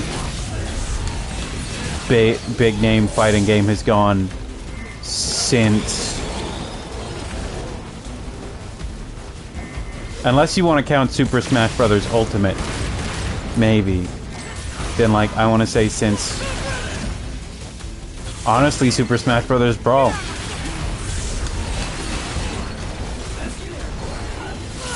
Like, fighting games have kind of been in a slump, like, because of the advent of the internet. You'd think, oh wow, cool, you can fight anybody from around the world. That must make them great. And the answer is yeah. But it also means that they have found a new way to, instead of the previous system of releasing a new version with new characters, and of course you would need more content in order to justify that release. They just put it out all online, which means they keep kind of slacking, really. That when a fighting game comes out, it will be pretty bare bones for the most part. So lots of people have been saying, why buy a fighting game when it comes out? And it's been reflected, and it's made them like more of a low cost investment than anything else. They come out and they're either okay or mediocre or pretty good or garbage. Or it's like, wow, this is good, if only, or wow, this is pretty fun, if only it had X, like Let's get airborne. Marvel vs. Capcom Infinite. It's like, if only it didn't look terrible and it had a bigger roster, or and its roster wasn't largely reused. Oh, Dragon Ball FighterZ, why are so many characters so similar to Goku, or whatever? Oh, Mortal Kombat. What if they had more than just the old? I don't play enough Mortal Kombat to pay attention. Or like, oh, Guilty Gear. It's like, oh boy, can't wait for this character to come in as DLC. People like, where's Biken? And then it's just waiting for characters you love to show up for the most part, or for the game to get features. Like, you know how, I don't know if you've heard about this from Kilo, I'd assume, but there wasn't like a single player or / PvE mode in Overwatch until like it had been out for maybe 3 years.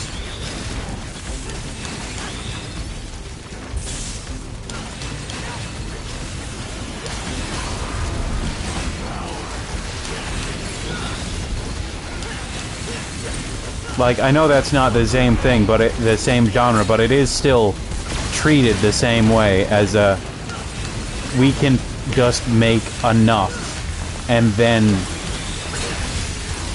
just make enough, and then eventually enough isn't enough. To just say nonsense, but...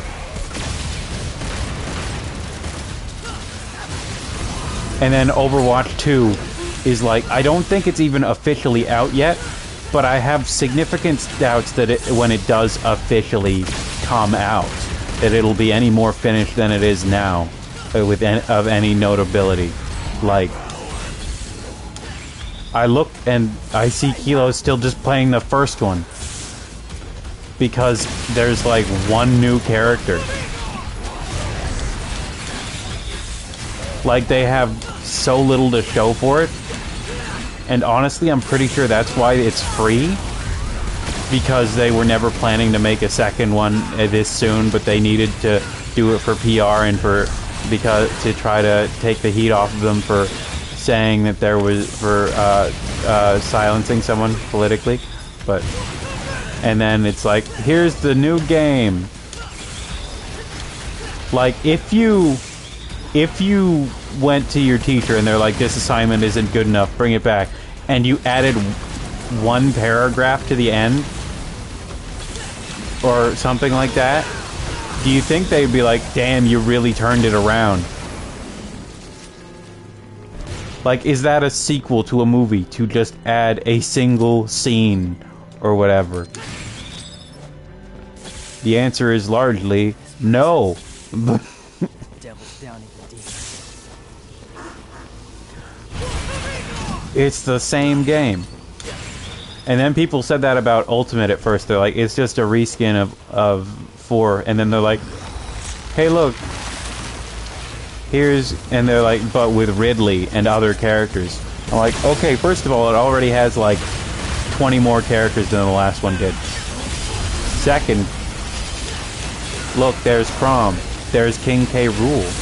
There's, the Inkling. And then like, oh yeah, here's Richter and Simon Belmont. And here's Dark Samus. And here's Ken. And here's Incineroar. Also, you can get Piranha Plant. And they're like, oh hey, look, it's DLC. It's Joker from Persona.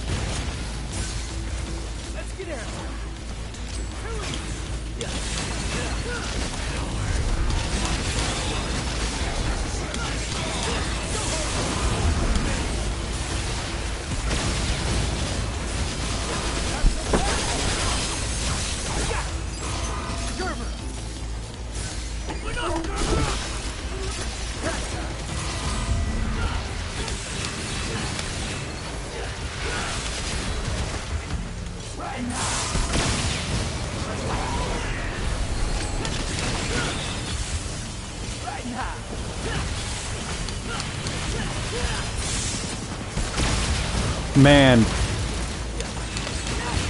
So when Persona 5 came out, there was that big kerfuffle about, hey, literally don't stream this game past, I don't know, 20 hours in, don't show any boss fights, don't stream at any point past this point, don't show the ending, don't, like, and if you do, we'll issue a takedown. Also, people pointed out that they kind of spoiled the game when they say, do not show any events from these days. It's like, well, now I know when major events will happen. And it was allegedly to prevent spoilers. But that Let's Play group I talk about too much, Super Best Friends Play, and now Castle Super Beast or whatever. So they were already recording Let's Plays of the game, and then they were like, yeah, this isn't gonna continue for legal reasons, but like for channel say, like, this is our careers, you know, but like they were so excited in the first episode and the second and the third, and then they get to like, and there's like episode 4 out of 3, and it's like epilogue or whatever, and it's like, oh shit, Atlas just tweeted a thing saying we can't, and they're like, thanks for watching, this is the full playthrough, we finished the game, now to go play it on our own. And that sucked, but some people were like, why don't we just record it and then anyway, and then if Atlas does something, then stop. And it's like, so you want us to spend 100 hours working on something and then just hope it doesn't ruin us.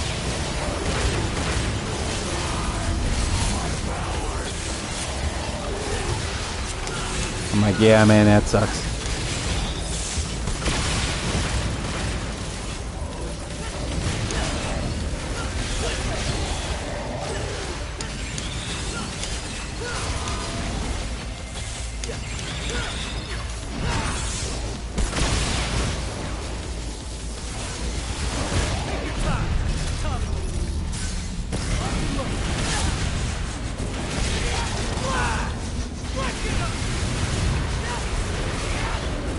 Also, Persona 5 amongst fans is one of the ones that is more mixed than the reception to 3 or 4 seems to be. 3 has this one feature in it that people really do not either are totally fine with or do not like at all.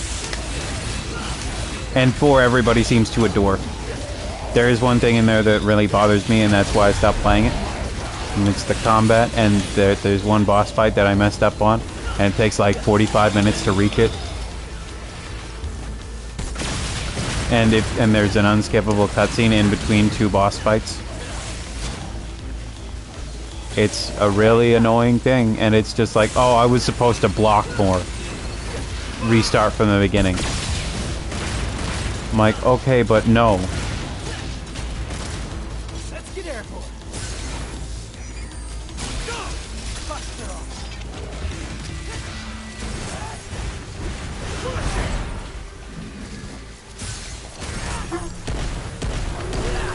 The thing, but like lots of people have a lot of mixed feelings about this story in 5. Apparently, people didn't, and they didn't like the translation either. Apparently,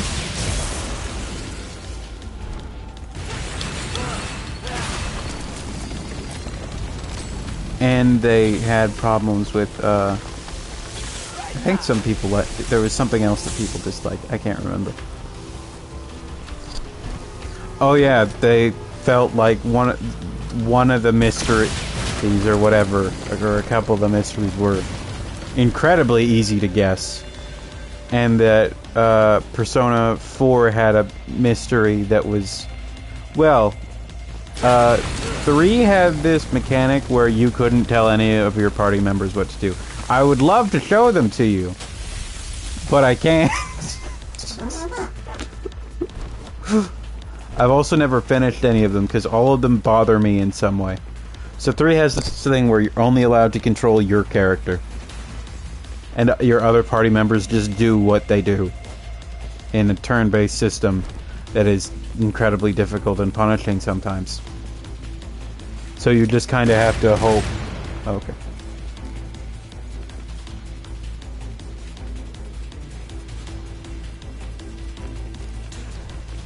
Welcome back.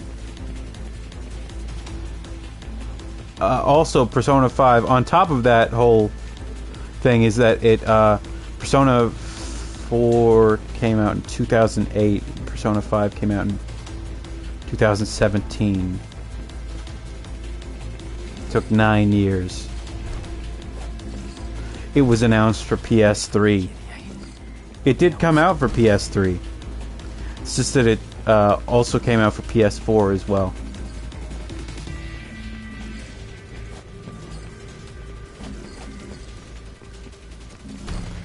And it's like, dude, why on earth? People post that image as a meme a lot whenever someone is like, this game is coming this year, and nobody believes them. People will reply with an image of the promotional image of Persona 5 saying coming in can't remember, it was like 2013? Something like that.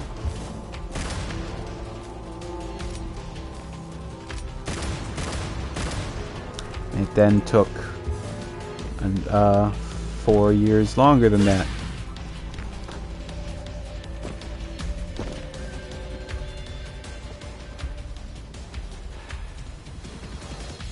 Looks like we still got a long ways to go.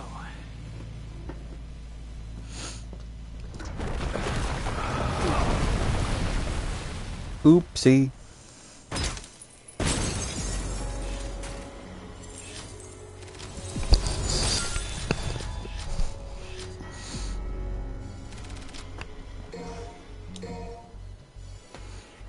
Um, 4 had a mystery that you were supposed to guess, and at the point where you're supposed to, that you're supposed to solve, and then there's a point in the game where they just give you a list of every NPC and say, figure it out. Like, you have to pick one and declare who it is, and you can be wrong. Whereas in 5, it's like, oh man, somebody's bad. And just, it's like, yeah, it's that guy. It's very obvious it's that guy. And then you don't have to, there's no, like, moment of, figure it out. Show me what you figured out. Prove it. Now, here's the thing, is that I played that game after it had been out for a while, and I knew who it was. But I haven't reached that point either, but, like, I know. I'm technically still playing Persona 4, because, haven't finished it yet, and there's another 60 hours to go. 60 to 80 hours to go. They're very long games.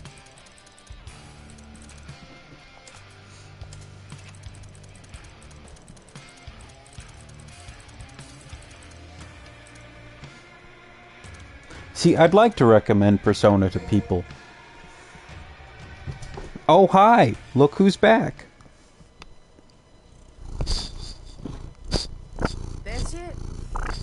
No more Ow, wheels from here. hi. All right, You are guess I'm walking then. way too close to me. Yo. Check it out. What? And this is? From Morrison. I think it's his manifesto. Hey, we doing this or what?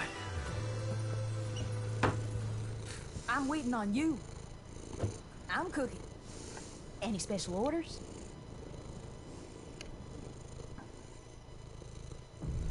Yes, you're a very good boy.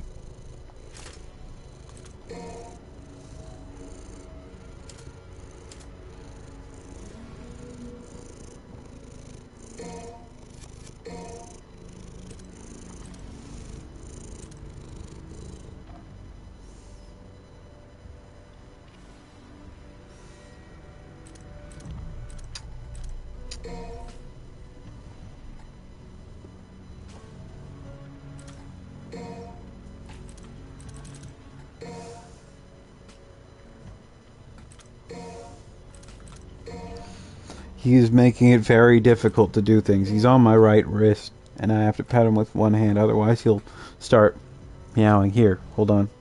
If I stop. Or he'll bite the microphone.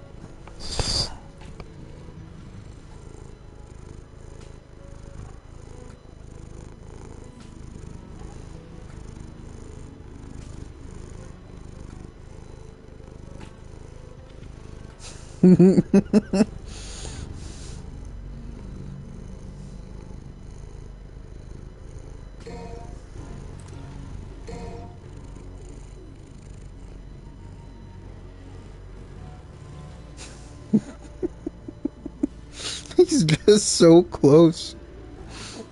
Oh, okay. I'm sorry. All right.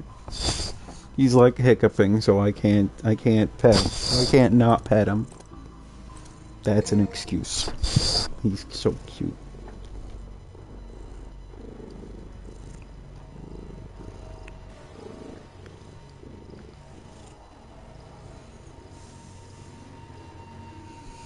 Aren't you such a good boy? Sometimes. Usually.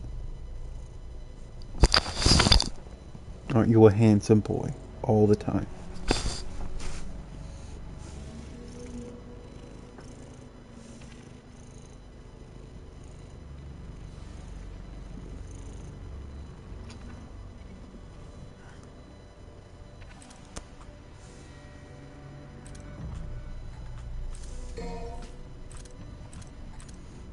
Okay, buddy, I'm sorry, but, like, I was kind of hoping to have use of my arms.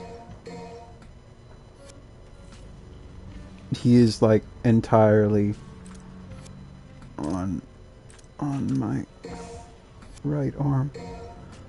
Okay, buddy, you're... Oh, he's getting so heavy.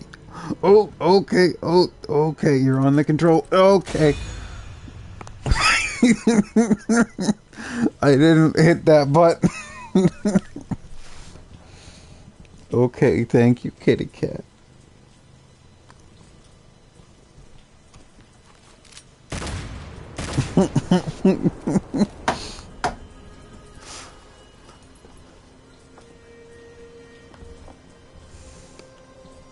Sword Art Online is stupid. Anyway.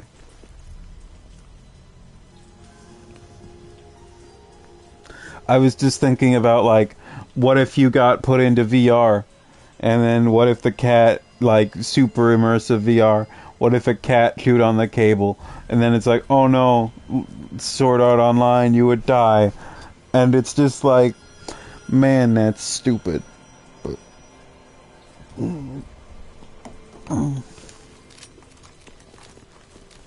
Catch him.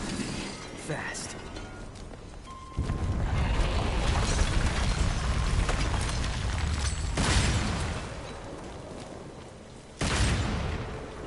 What a mess.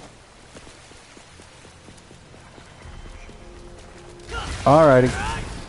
Thank you for sticking around with me this long. I appreciate it.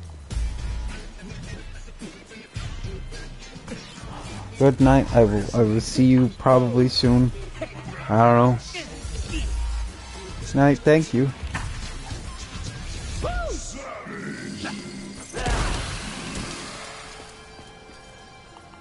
Shall we dance?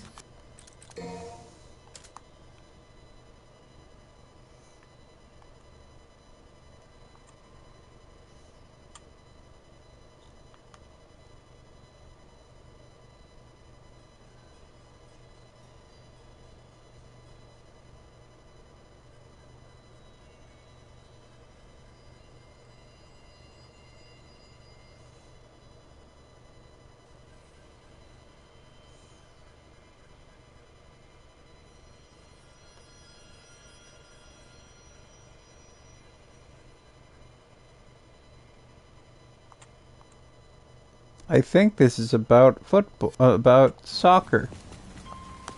Sockball.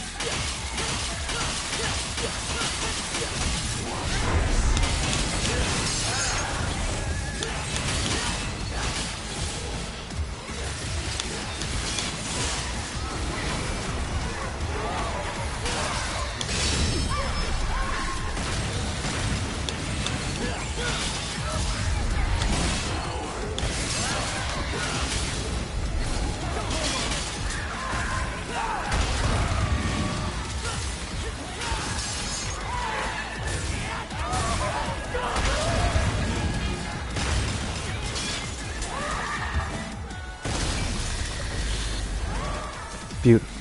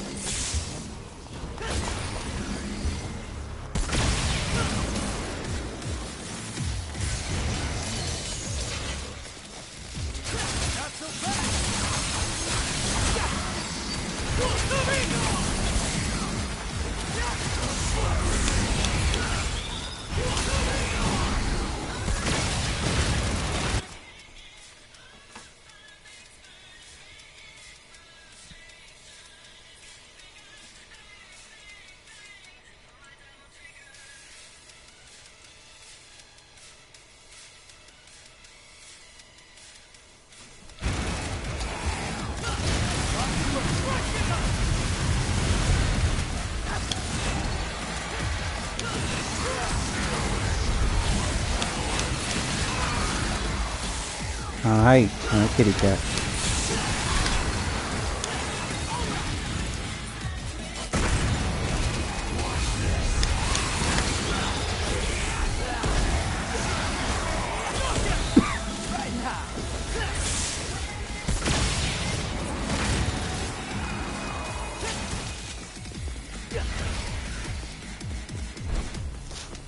I'm gonna play Spider-Man.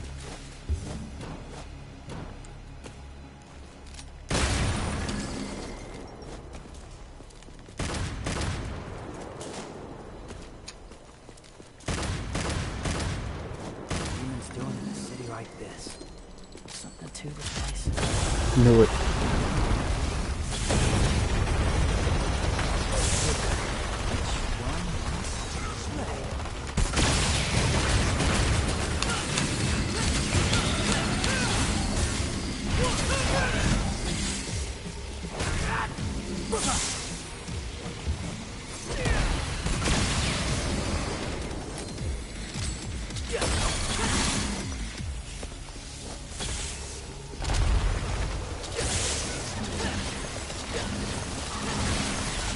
Making it easy for me, huh? That was pretty easy. Let's get airborne. I know, that's the same joke I've made so many times. My brain is basically a circle.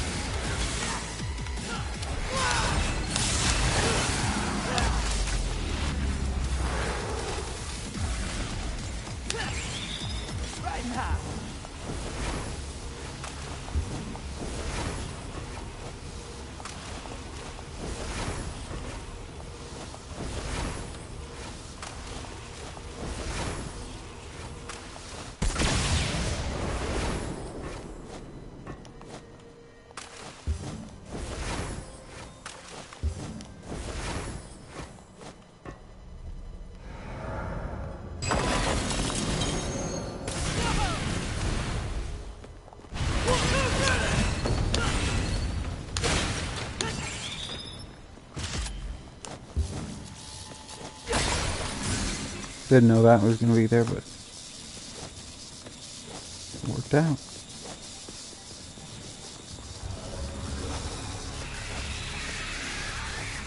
Take your time.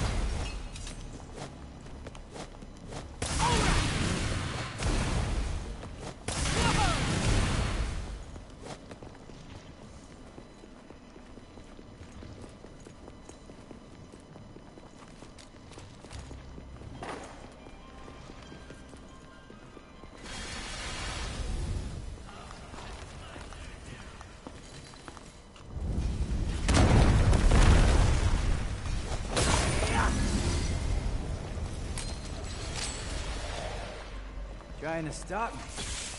Oh, whatever. Yeah, I can make this work. Should've just hacked my way through. He doesn't seem like a demon to me. Wait, which way did I come from again?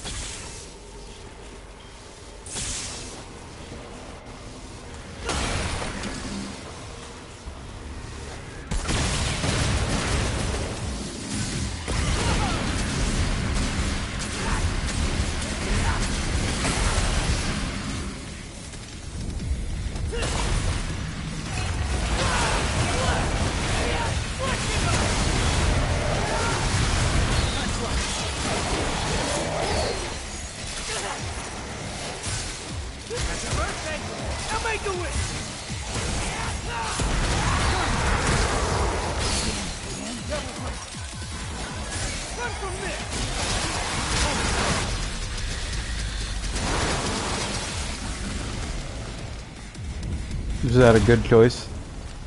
No, in fact, it was a series of terrible choices. But hey, pretty lights.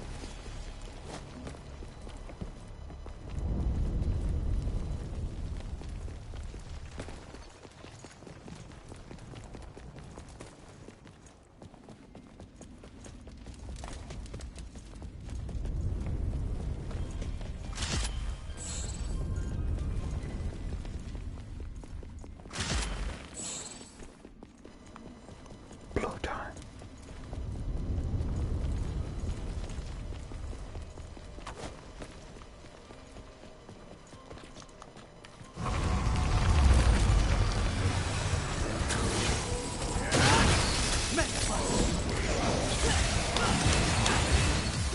I thought I was in a tank, so I thought it would tank it, and I was mistaken.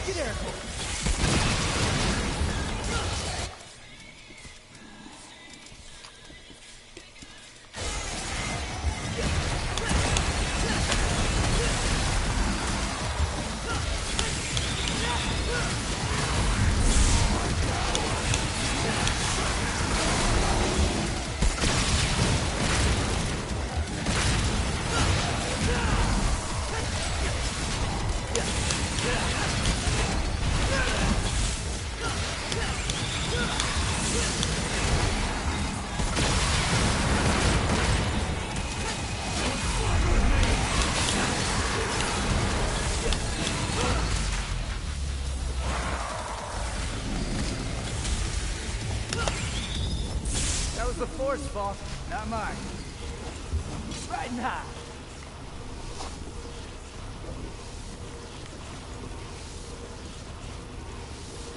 This again.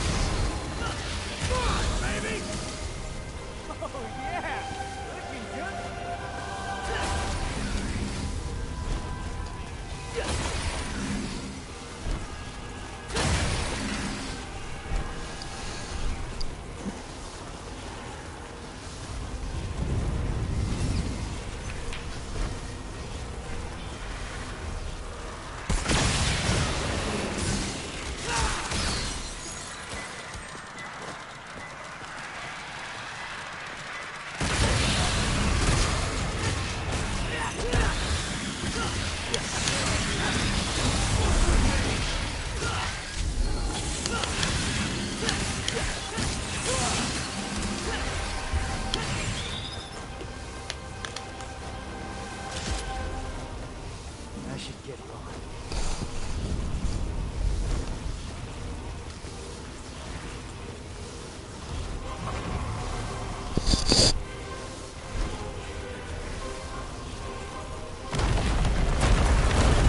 That's your claw. That's your claw on my leg. That's your claw on my leg.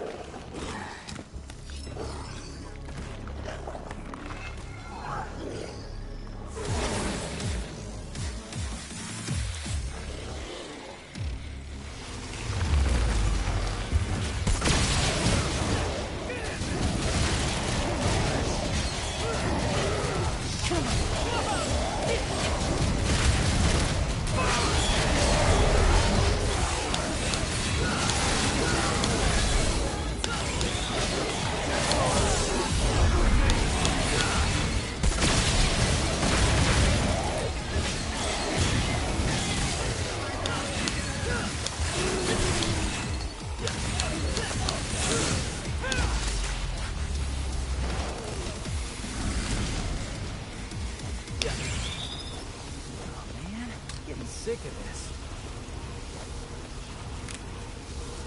Let's get airport. Riding high.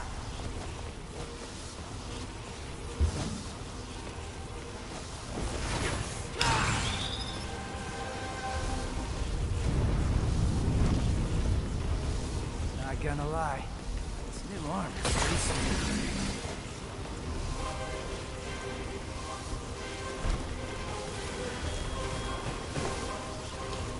Hi, buddy. Hello. Guess the phone still works. Took you long enough, dumbass. What happened to the third ring roll? Tell you what, you call me from now on, and I'll hustle all over.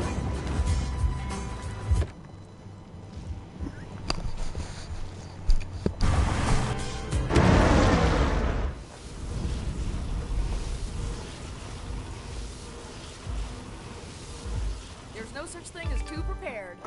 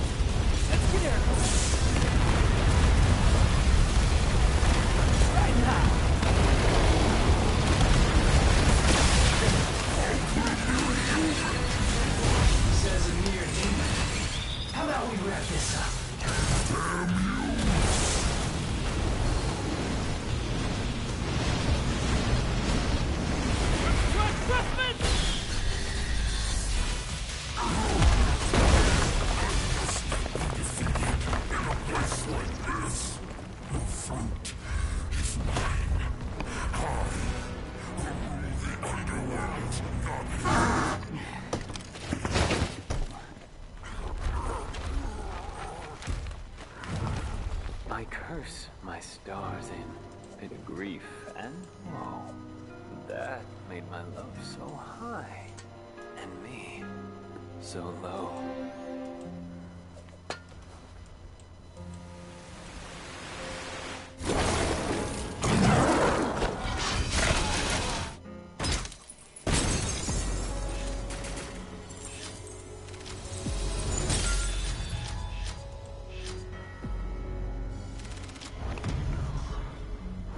Alright, with that, I think I will be calling it a night. Thank you, everybody, for joining. I'll see you later. Rest well. Oh no, that's the wrong button. Nope. There we go.